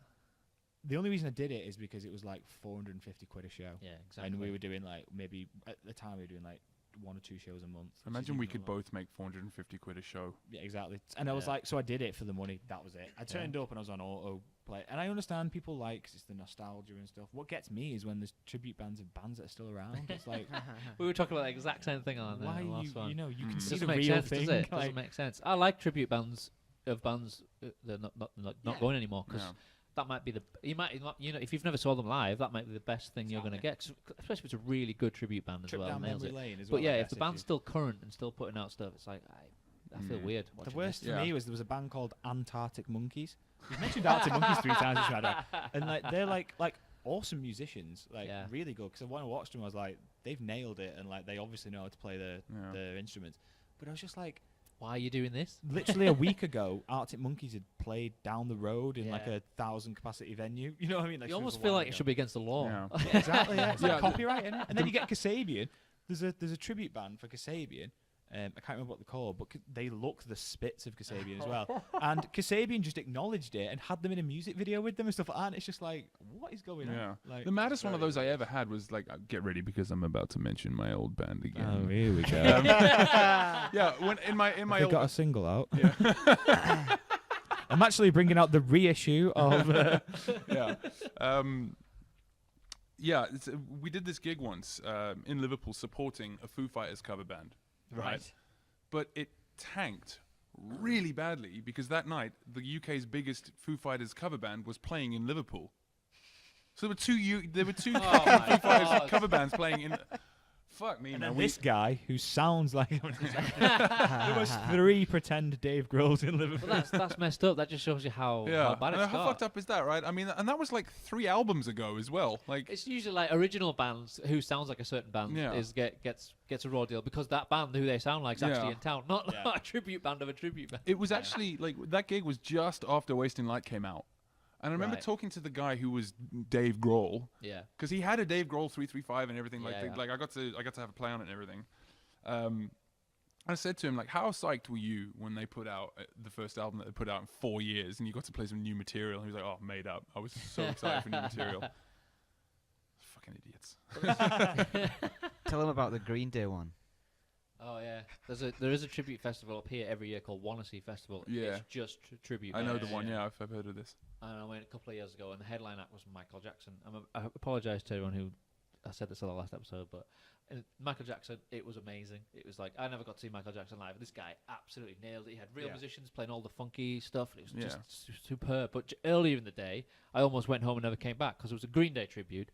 And they'd added a member. There was 4 of them. Oh, for fuck's sake. One of the most world-renowned trios. You can't add a member. You just can't. Do you know what's the best thing ever? Yeah? Have you seen that there's a band called Elvana, which is an Elvis-fronted Nirvana cover band? Yeah, they're the best It is the maddest thing in the world. I'd love to know how that came about, but I saw, Elvana. They're awesome, Elvana. Yeah, I saw the video. It's like, it doesn't sound like it should work, but it actually sounds pretty cool. Yeah. Neither artist with us anymore, so go for it. Yeah. We'll just end up eventually splitting up and then doing a White Stripes tribute band. Yes. I'll be Meg White. Or you'll split up and you'll be Rival and you'll be Bones. And I'll go do a Rival Sons cover band. And yes. You'll be Royal Blood. No, I'm definitely playing drums in my next band. All right, wow. Am I not enough for you? No, you're way too much for me. Yeah. Which is why we're over. See you in a bit, man. So the France gigs, though, Paris. Yeah. They're going to be awesome, yeah. Like I can't wait, man. So what is the deal with that then? What's going to be happening? So we travel down. We've got gigs on the Friday and Saturday. We're traveling down on the Thursday, staying over in Dover on like a cheap Airbnb for like 40 quid. Getting the ferry over. That 40 quid, that's an important 40 quid. Yeah. It certainly is. And then Daddy's going to make a profit this weekend. and then ferry over to Calais, drive over, play on the Friday. Got accommodation, food and all that sort of stuff. It was basically because we had a girl on Instagram post about us, and I was like, cause at that sort of stage, I was like checking out everyone who was looking at us. I was like, who's this? Like, like we had a guy follow us on Twitter once who was the guy who basically owns and books Isle of Wight Festival. I was like, why has he followed us? Like, James, this guy's followed us. Are we about to get booked for Isle of Wight Festival? So I was like, I wonder who this girl is. So I looked, and she's actually a producer on the #1 like radio program in France, like their equivalent of like BBC Radio 1, like RTE or something like that. Oh yeah. And I was like, ooh, like she looks like a good person to speak to. Like let me give her a message. So basically, just gave her a message, just like, thanks for like liking us, blah blah blah. Got a bit of chat on. She got talking about club nights that she puts on over there with a friend, and I was just like, let's do it. Like, so we passed it over to the manager. He got in touch with the person who's putting the club night on, and then we speaking to her about doing some like radio stuff over there and things like that. So it's just like, and then he came back and was like, because when he first mentioned it, we were both thinking, it's going to be quite expensive to get there, whichever way we do it. Like if we rent a van, or if we drive, or if we fly and use things there. So we were like, we'll have to weigh up and see if it's worth it. And then when he came back and we're like, we'll give you 400 quid. I think it's even €400. It's not per show, is it? No, it's 200 per show. It was like, we'll give you 200 per show, and I have a feeling it might be 230 per show, which works out at 400 quid. Yeah, we're like, we'll something do like it. that. I don't know. It's tacky to talk about money. So yeah. So and for us, it just fit in perfectly because it's in between the two first singles coming out and all. Yeah, and also because you've got quite a lot of gigs coming up. I looked at you. Yeah, we're quite busy, but like over like a not relatively spaced out, but we're quite busy towards this the end of the year. Yeah, we're quite busy this month and next month. We're playing, which is good, building up to putting a record out. Yeah, we'll play Manchester this Saturday, which obviously won't be this Saturday. When this we comes out. We played Manchester. We played Manchester a few weeks ago. It was fucking amazing. Yeah. You missed out if you went Which there. venue? Atma. I've never heard of that. It's a weird venue. It's like there's no sign above it. It's a door in like a really small corridor, like doorway, and you just go up. But it's an awesome venue. Yeah, we've played there. Is that a fairly new place? I don't I think heard so. I had no idea actually. I'd never heard of it before we first played it. Where else have you played in Manchester? We've done all sorts in Manchester. We did the Academy 2. Yeah, we had a string of playing in the Academy a couple of times. We supported Frank Turner's Mongol Horde. Right. And we supported Electric Six, which is I did see that mentioned, which was mad. Yeah, so something to put in you. Yeah, and it was so disappointing. Yeah, James is right. They played Gay Bar in the middle of the set. Like, what the fuck? You leave Gay Bar and High Voltage to the end, but they didn't. Yeah. They played High Voltage and then like 6 more new tunes. And then everyone left. Yeah. Who the fuck is here for new Electric Six songs? Not me. No. Definitely not me. They definitely were. Oh, like, they God, literally, you could tell they'd rolled out of their bed in Detroit and flew over for literally the money they were getting on those gigs. Yeah. Need some money. Let's go on tour. Disappointing. Yeah. So I'd say you've got about 7, 8 gigs. I think we got 11. Is it 11? Booked in, but that includes Call of the Wild as well, because that's just booked in for next year. Yeah, we're playing a Rockmantic. It'll have been announced by now. I think it's been announced already. There's a Rockmantic Christmas gig. Yeah, we're on. It's been announced. Yeah. So we're playing that. Where's it at?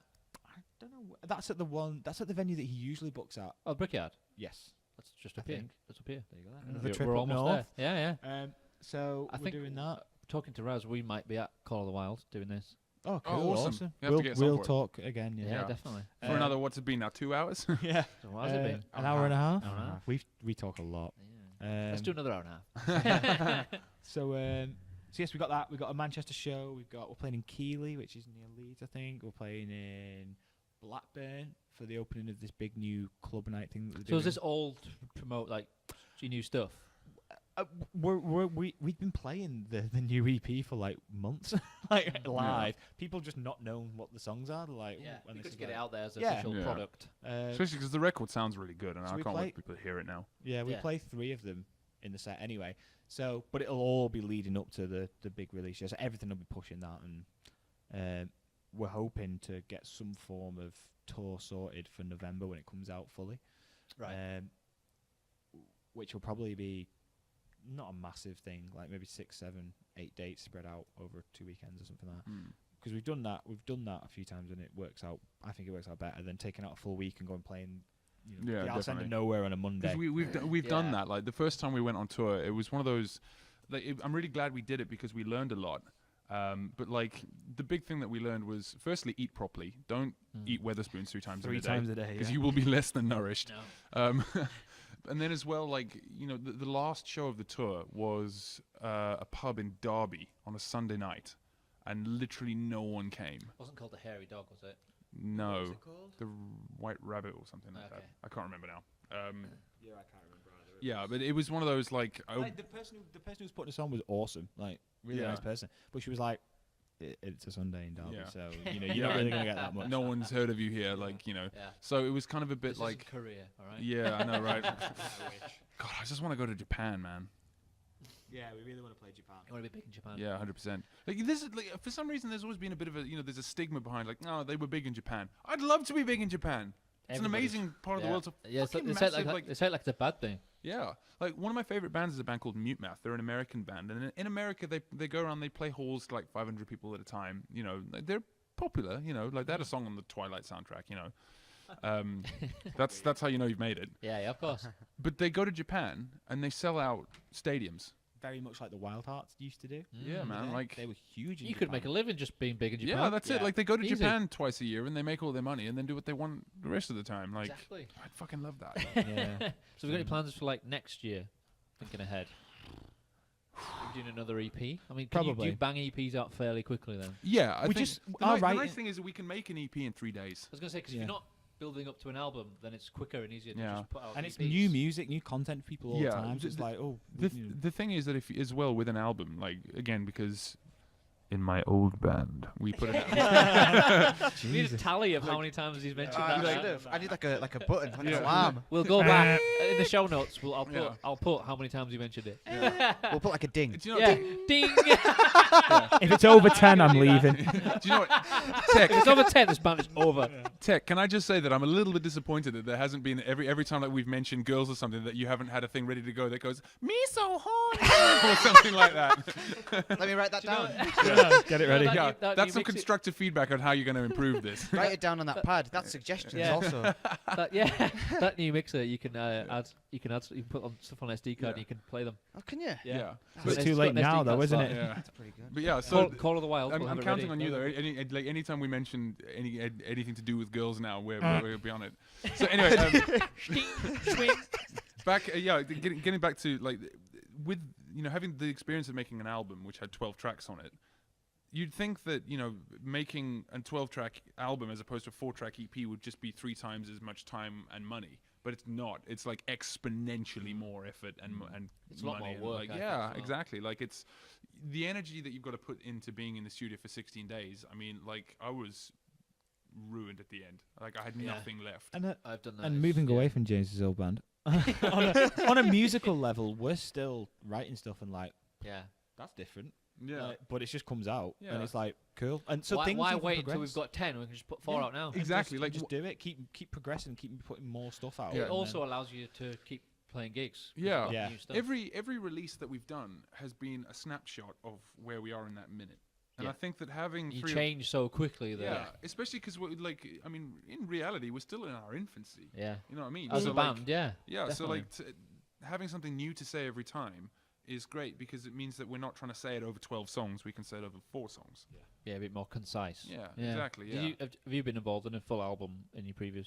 Yeah, I used to be. Here we get to talk about my old band. Ding, ding. Now I can keep score. Yeah. And I'll look worse off there as well because I've got 1 and you've got none. Forget the past all hour and 36 minutes of this other band.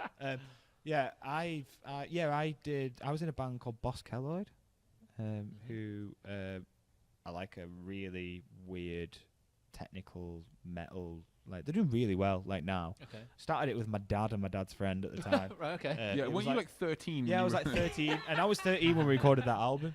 It was like the first ever album that I'd ever done, that they'd ever done. But now they're like playing like they supported John Garcia and stuff from Caius over in France, and they're on Holy Raw Records and they're doing really well. Still my dad's friend. My dad's not in him anymore.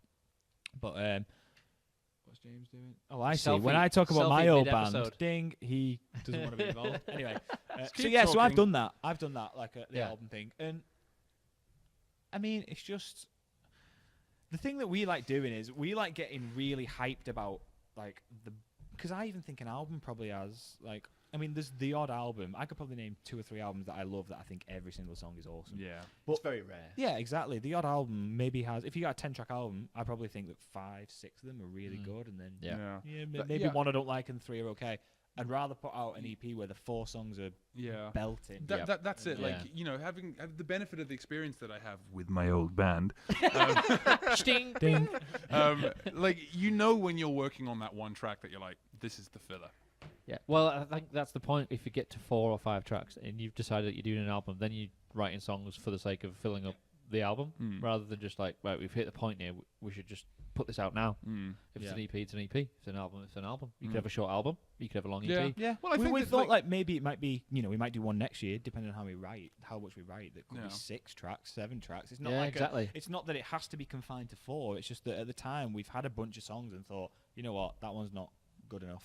This one we're not really that into. Yeah, you've got to be a bit ruthless. Yeah, sometimes. it's definitely. This is not matching up to these songs, so why just leave it? Yeah, it's definitely worth going. Like if you pitch up to the studio with 7 tracks and you get there and you go, let's do 4. It doesn't mean that those 3 songs go away. It means that because the Great Divide is a great example of how we've had a song, kind of lost faith in it, and then started playing it again, going, actually, this is a fucking tune. We need to release this.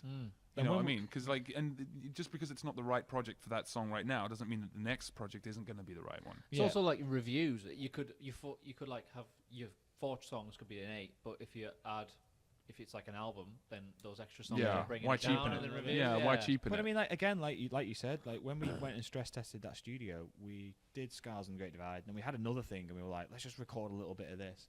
The production on those is immense. Yeah. Did they mix and master it as well? Tony did for that one, didn't he? He did, yeah. Tony mixes all our stuff. Really good. Yeah. Sorry, anyway. Yeah, all the mastering gets done by a guy called Mike Marsh, who's amazing. It's really good. we did something, and it was basically, we had this really cool riff that we really liked, and we had a bit of a verse that was like dead simplistic. And no lyrics or anything. No lyrics or anything, and a bit of a bridge. It was a song without lyrics, but we took it away and we were like, that's not good enough to be a song.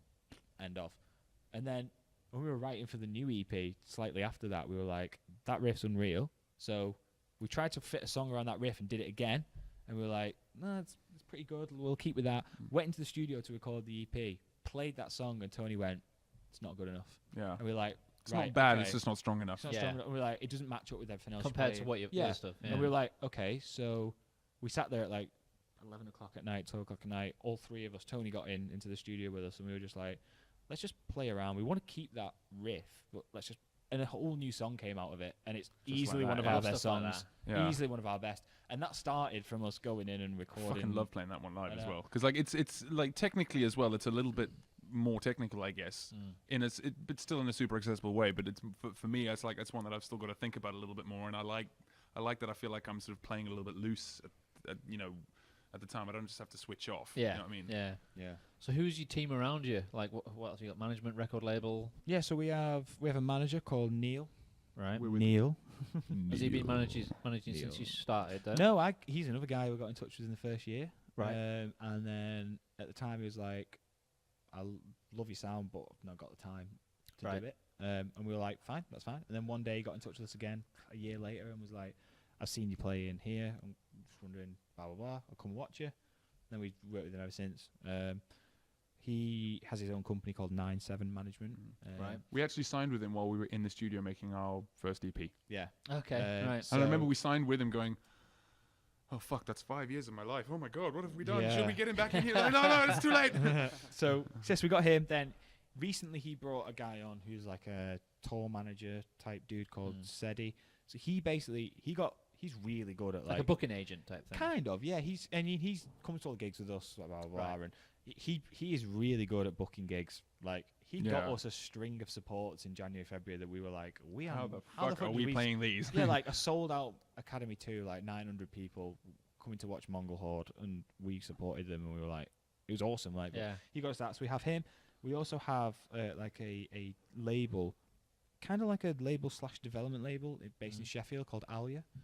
So they do quite a lot for us. So they'll obviously distribute. They were a big part of us. They were a big part of us getting to Korea. They have a really good relationship with Sound City and with British music and all that sort of stuff. Cool. They get us on a lot of development festivals. So like it might not happen, but there's talks of like South by Southwest and stuff like that.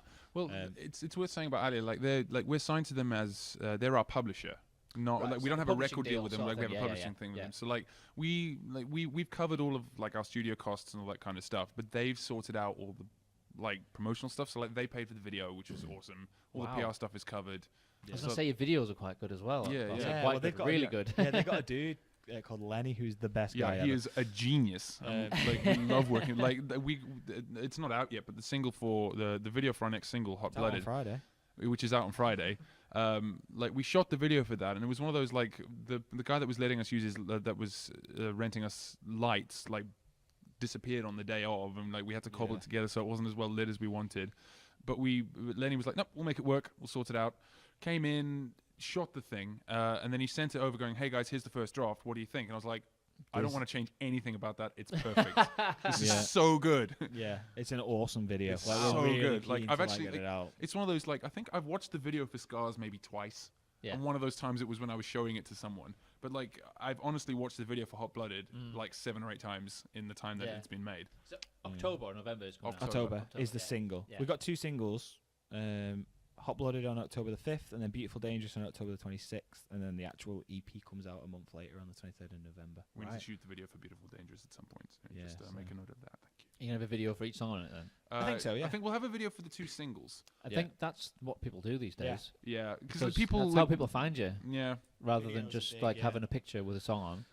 Like Yeah. lots of bands have done it. Like Metallica's last one, every single song on the day the album came out, all the videos, all the songs just went on YouTube, and they all had their own videos for it because they just know that's how people consume Content, music. isn't it? And like we had like we did a full video for Scars that was like, you know, we had like a big like infinity cove, which is where we're both in like the white expanse of Yeah, I whatever. saw it. It's really cool. It's that. cool video. It's isn't done it? in Yeah. this room like the size of this. Like it's Yeah, mad it's a how tiny done. little space. It A really lot of is. people Like, running around. isn't it? yeah, Yeah, and at no point are we actually on a shot together. We were both All shot right. completely separately. Yeah, it's mad. It was man. very But, strange. So the second one, we were like, right, we're releasing Great Divide. We need a video, and I was like, I've got a bit of spare time, so I just did like a lyric video, Ah, cool. but like a one that not just like here's the lyrics scrolling. It was like they all came in at like weird angles and like did stuff, and that was great just for content as a video. Yeah, yeah. So we yeah. can always it's always worth doing. Like I think it's lazy if we just put a picture out with a song. Of now. the artwork with a Yeah. Yeah.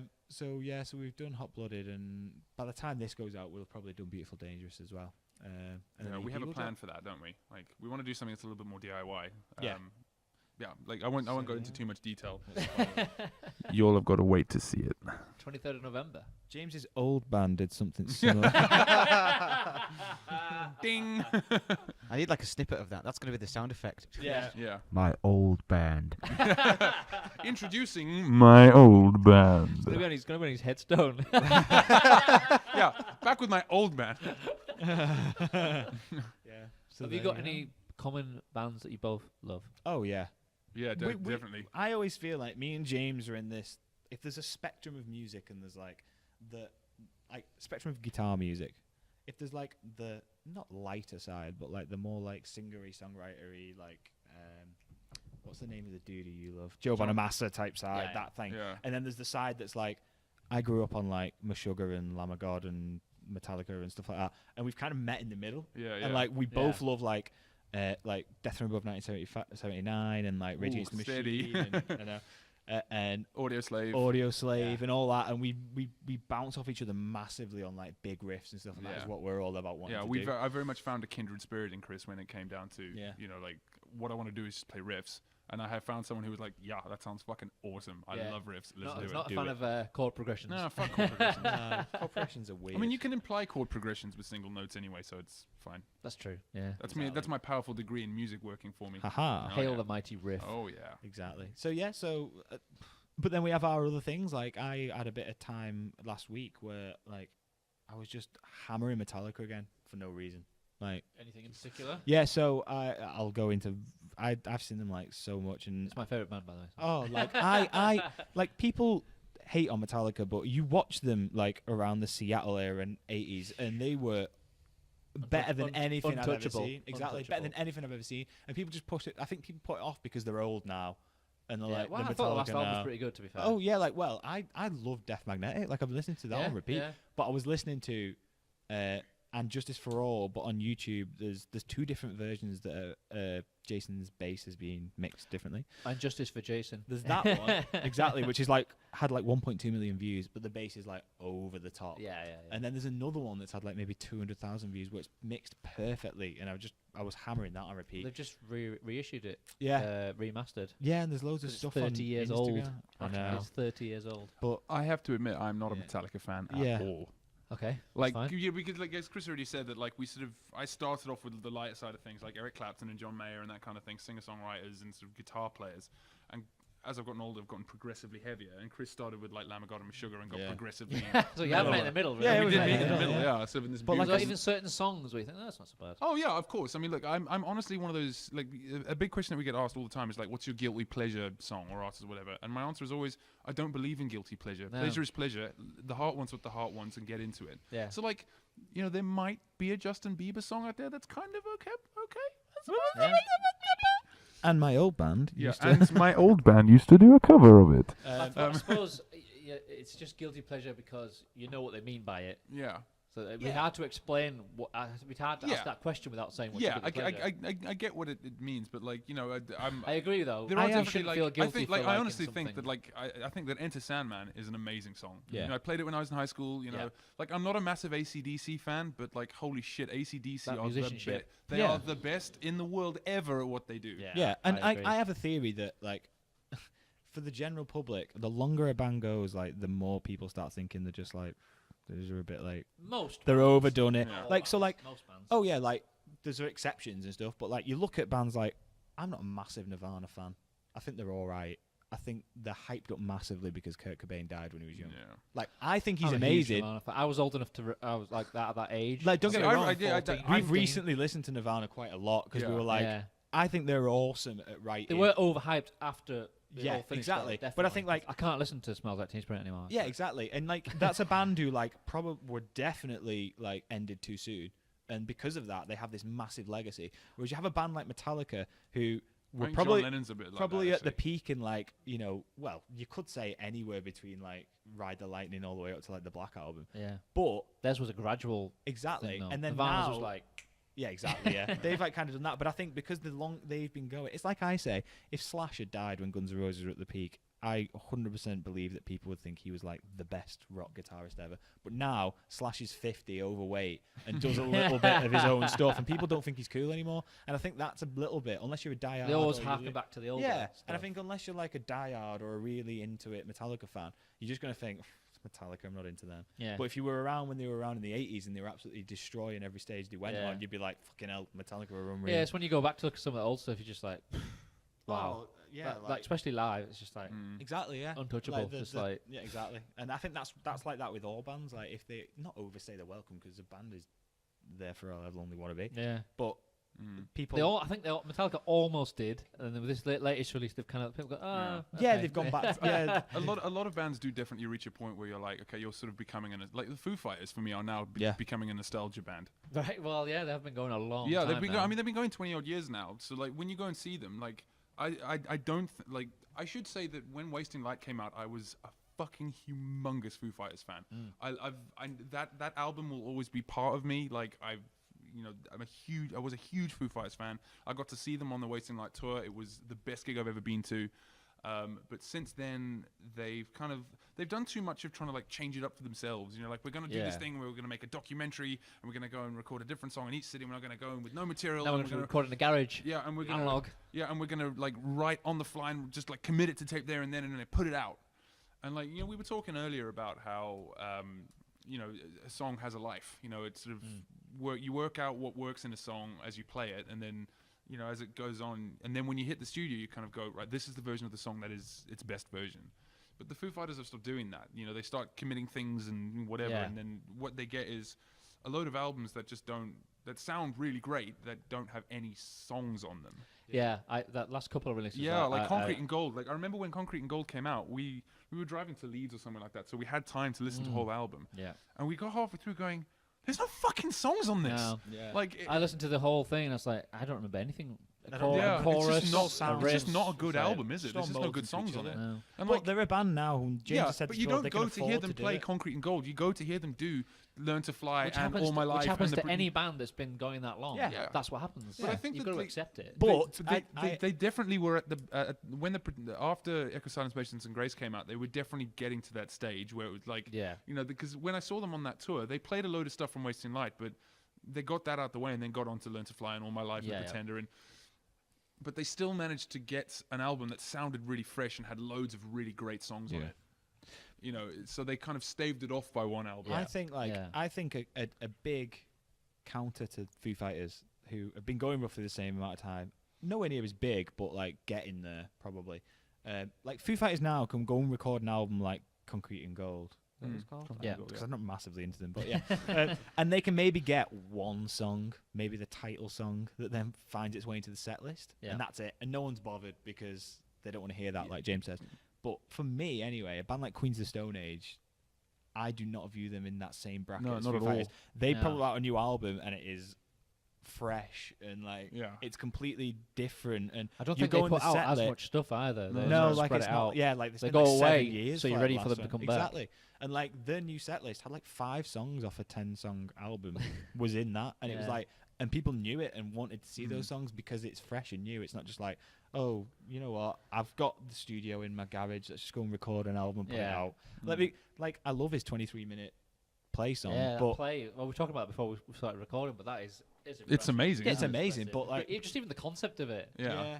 For anybody that doesn't know, how would you describe? How like you guys describe it? What Well, you've it's done? basically Dave Grohl has gone into his studio and he's written this piece of music and he's played all the instruments It's on like it. 23 minutes long. Yeah, and it's like, and it's got all these different like changes and movements and all sorts of stuff. And he plays all the instruments, and there's like 3 drum kits set up, and it's shot in a way that he's then superimposed all the shots onto each other, so it looks like there's like 8 of him in the room playing all at once. And it's like, it's really good and really well produced, and he plays all the parts, and there's no click track, and if he made a mistake 14 minutes in, he stopped and went back to the beginning. Kept apologising to the camera, going, Yeah. sorry, I've got to start again.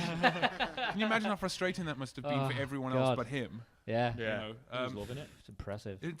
and like musically, it's really strong. I listened to the whole thing. I was like, this is really This good. is really good, yeah, Yeah. and really exciting to watch as well, because like, you know, you can see him moving around, and like there's different bass amps and bass combinations and stuff, and there'll be a bit where it goes quiet, and he'll be doing something intricate on the guitar, and he'll stand up and move and sit down on the next chair and pick up a fretless bass, and then he'll come in and sort of do the whole thing like that, and it's really cool how he's done it. Like, I thought you were going to say, but.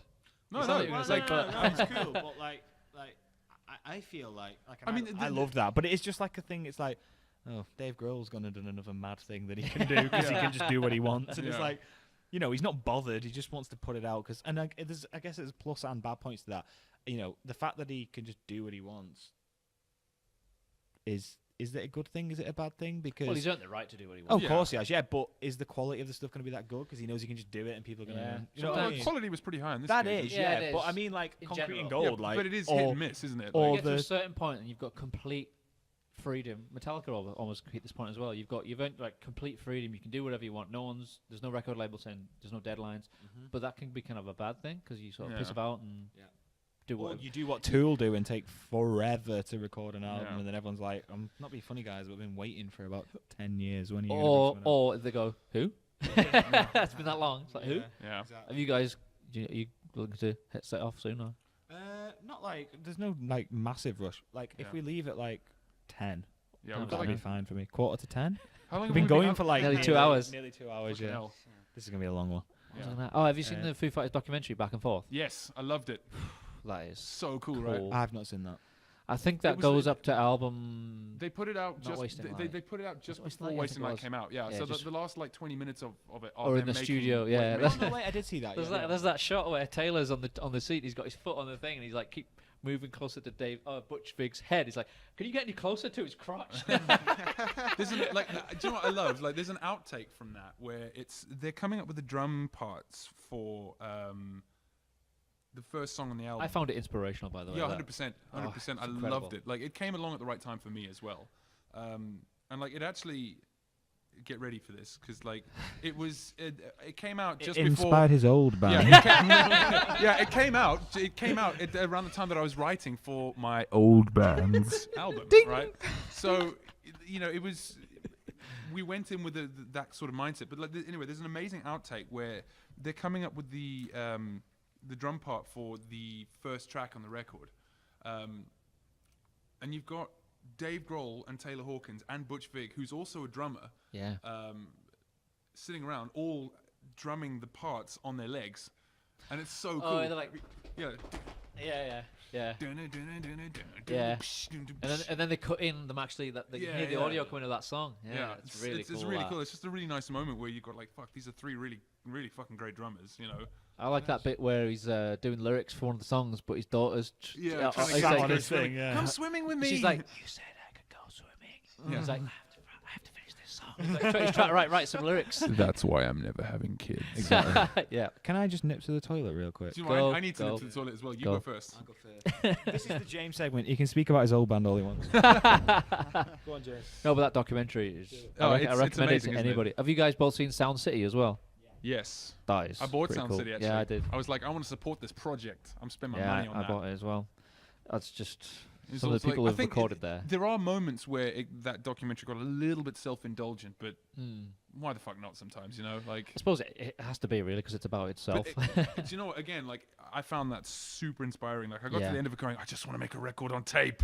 Yeah, we watched Sound City and the Foo Fighters one different times the night before. We like at the hotel the night before we were going to the studio the next day. Yeah, yeah. So you're like, come on. Yeah, we did that like before we made. I think, it was before we did the last EP. We watched Sound City because he'd never seen Yeah, it, yeah. so we watched it and like the whole thing of coming up with the drum sound, like because I Yeah. love that. Like honestly, the best bit of making a record for me, the bit that I look forward to the most, is getting the drum sound.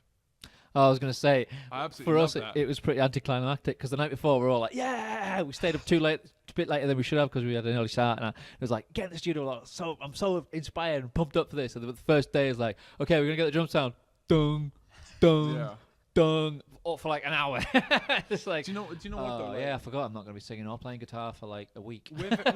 well, I mean, that's the value again of tracking everything live. Because Yeah. like I was in the room within 2 hours. Yeah, But again, the nice thing about recording with Tony is that he firstly knows Par Street inside and out. He knows Yeah, us yeah. inside and out. Yeah. Like he's my best mate. I was a groomsman at his wedding. Like cool. we're both super into motorsports, so we go racing together all the time. Like we're very tight. Yeah. He also produced, engineered, and mixed my band's, like my old band's album. So like Tony and I have worked together a lot. So Yeah. he knows us like intimately. And there's a layer of stress that isn't there. It's very informal. Yeah. You've you've built up a working relationship. yeah. Well, it's more than that. It's a homecoming whenever Yeah, we're yeah, there. yeah. Which is Yeah, really that's what we nice. had. What we had. So the cool thing about working It's with a cool Tony shirt, is by that, the way. yeah, I love that shirt. Sorry, what were you saying? But yeah, like the great thing about working with Tony is he knows what he wants to do. Like it was so cool as well when we went in to make our latest record. That we went in and he was like, right, I've got ideas for this. Sonically, I want this to be different. Like people know what you sound like. Now I want to surprise them. And Yeah. I'm like, fuck yes, exactly. But the cool thing, like a cool thing is that because he knows us that well, he'll throw up some mics, and I'll be in, and Chris will be behind the kit, slamming away, and Tony's like EQing the kick drum, and you know what I mean. And I'm standing there going, oh god, that sounds so good. It sounds so good. It sounds so good. Yeah. Like Tony, it sounds so good. He's like, yeah, the snare drum sounds a little bit anemic. Nah, it's a little better. And I'm going, it sounds so good. It all sounds so good. Yeah, he's awesome, and I love him. He's like, amazing. He man. did this thing with the kick drum this time, where like he like had a kick drum. It was like, I think it was like a Ludwig, like because I usually use a 24, but like 24 by 14, so it's like this thin. Yeah. Like it's huge, like dead loud, like for live, but for recording, it's not really that good. It's not pronounced enough. So, he basically got this 22-inch Ludwig one, but to make it like more boomy and ominous, like he put this massive quilt over the top and like had like a chair stool propping the quilt up. So like the bass drum like was like this deep, but then like the quilt going over it and all that came all the way out here. So the bass drum was like really long. Yeah. The Right. sound Sounded that really came out cool. of it was awesome. Do you know what I So- love though as well? Like I think we were in the middle of the second track, and Chris managed to kick his way through the batter head on the kick drum. So we had to like dismantle this whole thing so that we could change the skin. And what I love is we pulled the quilt off, and the mic that had been sitting facing towards the drum had gone down like that. And the thing I love about Tony is he's not getting so caught up in how things should be that he's now panicking. We have to re-record everything. He goes, "Oh, that's happened. Sounds cool," and we stuck with it. That's the kick drum sound of the record. you know? That's cool. Yeah, Yeah. I like stuff like that. Yeah, it's awesome, man. Well, guys. Do you know what? Something's just occurred to me very quickly. Yes, fine. Go on. You know how the kick drum sound on Beautiful Dangerous Yes. sounds a little bit clickier than everything else, Yes. right? And that was a conversation that we had when it was being mixed. Yeah. Beautiful Dangerous is the first thing that we recorded before the kick drum mic went like that. Yeah. So there you go. There you kick drum go. mics So should be is flat. there like different sounds? There is a little Slightly, bit on some yeah. of them, yeah. 'Cause They're way more aggressive than Yeah. the other stuff. Like Like a lot of it is because the first EP like we're proud of like massively like for what we did, but it was kind of like here's a big riff. Yeah. And here's like a verse thing that we kind of thought of that goes in it, and we've got some lyrics over it. And they're good songs, but And like... here we go. Here's another big riff. Yeah, but here's another big riff, and forget about that verse, because here's the bridge, and the bridge is a big riff as well. This is more like 100% more song orientated. Like, you know, we've really thought about melody and actually focused a little bit on verses a bit more. And, you know, there's still the big riffs in there. There's still the big riffs in there, but what's come of that, just naturally through the way we've done it, is that it sounds a lot more aggressive. I think maybe because there's a lot more drive in riffs in there. Like a lot of the stuff there's like halftime, like I think quite like bob your head stuff. This is like it definitely it's like again because we kind of wrote all the material in pretty short order in the build up to going into the studio. You can definitely tell that like we supported Turbo Wolf. Which was fucking amazing. I can imagine. Like, oh god, it was so good. Awesome, I woke up the next morning with like bruises and shit that I couldn't explain all over me. It was amazing. At this tiny little bar, it was like a 50 capacity venue. In Liverpool, in Liverpool, it's called Craft. It's Craft like Tap Room. Yeah, but it was, but because we were doing that, like I was on a massive Turbo Wolf binge before we went in, and you can really tell because like you know they're quite aggressive sounding. So like because I was on a massive Turbo Wolf binge, our record sounds kind of a little bit Turbo Wolfy in moments. There's like there's riffs, isn't there? There's like there's parts and there's you know, there's whole sections of song that are like like we've never written anything like this before.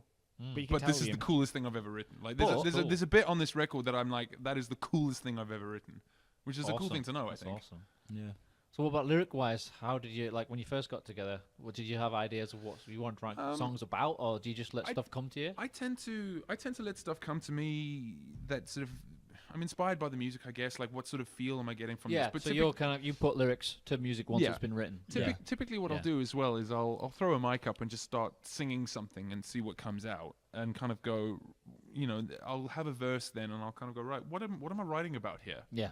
And I'll go, okay, I can make, you know, sort of, and it ends up quite a lot. I find that my subconscious ends up telling me things that I kind of needed to hear. Yeah. You know, like I've had times in my life where, I mean, a few years ago, I had a year where I don't want to say I was depressed because like I didn't have depression. Just a bit down. Yeah, I was down a lot because like, you know, I'd broken up with my girlfriend and that had been what it was. Another one. Yeah. And like same girlfriend from before actually. She didn't like my old band. Yeah. Yeah, well. And that's what happens. Yeah. Yeah. So like I'd broken up with my girlfriend and like my best friend of 6 years, like we'd not had a falling out, but like we weren't friends anymore, and it was acrimonious to say the least. I was not happy at all with him. Right. So you know there was a big hole left in my life there, and you know I was super unemployed, so I had no money. Super unemployed. Like, dude, I mean, like, honestly, like you were unemployed as fuck. Yeah, like I was redefining broke. What does that even mean? I don't know. So like it's black and white. That's a new thing. Yeah, but you know, like with that, you know, I had no money, so I wasn't ever going out. Like I didn't have a haircut for about 2 years, so like I looked disgusting as well. It was awful. And like, there's a song like with my old band. I wrote a song like I wrote a song that it was one of those. I started writing, and you know, what is this about? And I took a step back from it, going, oh fuck, I've just said something that I really needed to hear. Holy shit. You know, I had a proper like out of body experience with it, you know, and like I was at a point where I felt I was feeling super alone all the time, and like I didn't have anyone left. And at the time I got really close with Tony, our producer. Like he'd really come out of the woodwork and just become a really good friend. And you know, I needed that, and I was looking at moving cities and stuff. And like, there's a line in the song that I wrote just because it fell out of my mouth and it sounded cool. The line was, "How can it be that it took so long to see we're not alone?"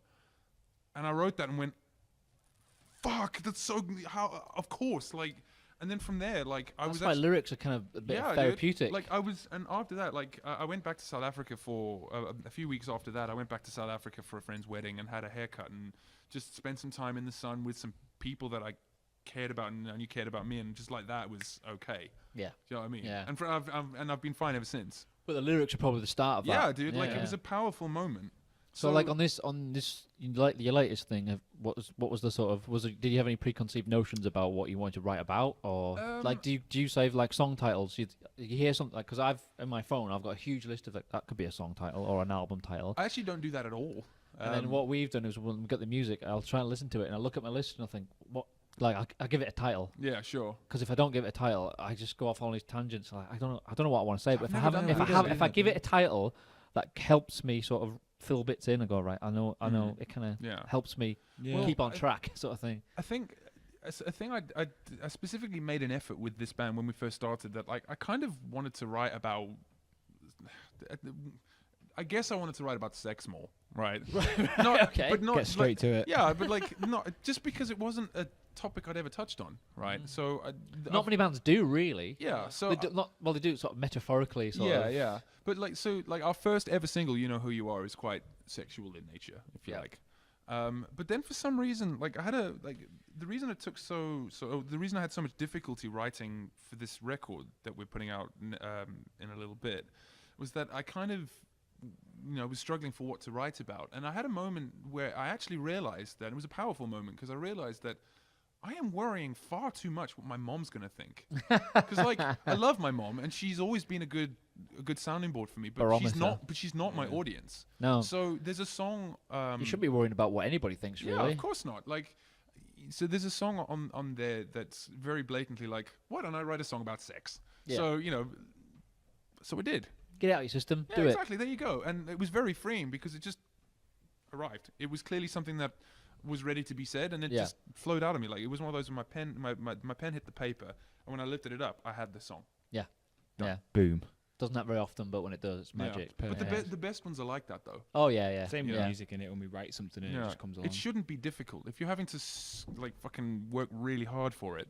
Most of the time. Maybe sometimes though, there's like a song where you've kind of almost admitted defeat, and you've put it on the shelf, and you've come back to it with, like we said, fresh ears, and you've gone, I've got it. I know how we can link these two bits together. Or it's like, so it's sometimes like it's not the right time, but we'll shelve it and come back to it later. But sometimes we've got loads of riffs saved up that we tried and sort of haven't worked for that moment. But every now and then it'll happen where we'll have a song. We need one more thing. That thing from 6 months ago, let's have it. Bang. I had a friend years ago who I used to write songs with sometimes, and not used to do anything with him, but if he would just like, all right, we haven't used that, right, delete, forget that. He would wanted to like write songs and just record it, and then any of the other stuff just forget. And then next time we got together, he was like, start afresh again. Yeah. Didn't like to save anything. I was like, no, we save loads. I couldn't work like that. I was like, no, because you forget. You throw in perfectly good stuff away just because it's not working now. Doesn't mean. And sometimes you'll be struggling with a song, and like we've had times where we were, we had most of a song done, but we didn't have a bridge or something, and we were like, what do we want to do for this point? And then we were like, hang on a minute. And we go through and listen to some stuff, and we're like, that's perfect. Like, we obviously had the idea just 6 months earlier for what would be a good bridge, and now it fits perfectly into a song. Yeah, we've had stuff that was it was originally two separate songs that we've ended up cutting bits out and putting them together, and it's like a completely different song. It's like, someone came up with the idea. I was like, yeah, because that bit wasn't working, but it works with this. It's like, yeah, exactly. Boom. Great. No, I'd always keep everything you ever write, even if it's like a little tiny. I've had like drum beats where I've mouthed the drum beat thing over like 5 seconds and kept it because I know that's what I want to do at some point, and it'll fit somewhere. I got loads of stuff like voice notes and stuff, loads of stuff saved up. I always say to people, don't throw anything away because you just never know when it might come in. Don't throw it. So what's your socials then? How can people find you? At Rivalbones. As we mentioned. Rivalbones.com. You've got it all covered. Yeah. Just If you Google Rivalbones, you'll just find it, won't you? Yep. Yeah. Twitter, Facebook, Instagram, YouTube. We have our own fully fledged website that has everything on. So if you want to go and check out all our tour dates. Rivalbones.com. Yep. Wow. It's perfect. There you go. You're the first band I've spoke to. They've got everything. Boxes, there's nothing like sort of, but this one's like .co.uk or this one's like official. No, all Rival Bones, and we're on like near enough everything, I think, aren't we? Yeah. We do a lot of Instagramming and stuff like that. Yeah. Instagram stories. I suggest people check. You do some good stuff. I've been following you guys. We do a lot of it. It's a way of having fun in it. Yeah. But I think people like to see, like, if you've got fans, that's what they want to see. Yeah, 100%. Don't just put out stuff for the sake of it. If you've got something, if you're doing something funny or cool, just put it out. We love it as well when people message us with stuff. Like, if you send us a message on our Instagram or whatever, we will have a chat with you. Yeah. Like, that's a fact. Yeah. You know, like, we've had people who've like messaged and been like, oh, I really like the music, blah, blah, blah. We've had a big chat, and then we're like, do you want to hear some new stuff? Yeah. Like, this isn't don't tell anyone. Don't tell anyone, but do you want to hear some new stuff? And we'll send them, and we'll get feedback off people who we've never even met. Who like from like there's a girl down in, I think she's down in Brighton, who has become like a pretty decent sounding board for like new stuff. Alright, And it's like, what do you cool. reckon about this? Oh, love it. Like the lyrics in that are awesome. And it's good sometimes because like you get the you know, we're not insular, but it's me and James that against Yeah. the world. It's So, difficult like, to do it in a bubble, isn't it? Yeah, we've just started something like similar for the podcast. So I've created a private, like a private group on Facebook where we like tell people what guests are coming up. Like we put a link to you guys so people can go and check it out. So when they listen to the episode, they're already kind of familiar there's a bit with of background. the The band, background and stuff like that. So if you're talking about songs, they could have listened to it. Yeah. We only just started it, so it's just getting going. But I just thought give people extra yeah, it's a content good little prep. it's a private group, so you have to ask to join. So you only get people there who want to be there. I don't want to be putting stuff to people who don't care. So exactly. Yeah. And we'd much rather like in a gig terms, we'd much rather play a gig to 10 people who really were into us. Yeah, and exactly, whatever, exactly. than 100 who just don't Just care. because you're there, just happen to be there. Just like right. Exactly. Yeah. Oh, guys, So, thanks for joining us. It's been really Awesome. cool. Thank you for having us. No, it's like I been- say, it's for been chewing awesome. your ears off for No, it's 2 fine. hours and 14 I minutes. hope it was worth the travel. No, definitely. Honestly, any excuse for us to talk about ourselves to other people. The people around Liverpool have heard it all, man. We've And chewed your the other ear. bands. And also, Have I ever James- mentioned that I was in another band? No, tell us about it. But you can't check them out because I made him delete them. off everything. Yeah, that's the complicated story I didn't want to tell. Brilliant. But if not, we'll see you at Call of the Wild. Yeah, Yes. 100%. Hopefully, Let's we'll definitely be do there 2 years with or this some more. set up somehow. I don't know how we're gonna do it, but we'll figure it out. Yeah. It's just like we'll figure it out, won't we? We will. Yeah. Wait, don't look at me. Yes. You better have some stuff that you can. There's some buttons you can press with some sounds. That's- Yeah, when he that's drops the some challenge. clangers. Right, I have to get that one. I'm gonna have a We need to soundboard. save the audio clip of him going, "My old band." Yeah. Yeah, we'll have Yeah. that. We'll have Yeah. that as a Anytime snippet. any If you other need- future guest talks about an old band, that's what you play. Yeah. It's a song. You need to write a song called "My Old Band." There you Yeah, go. that's right. My Yeah. old band. Why do I picture Jack Black singing that stuff? that stuff? Cheers, guys. Thank you very much. Cheers, thank you. Thank you.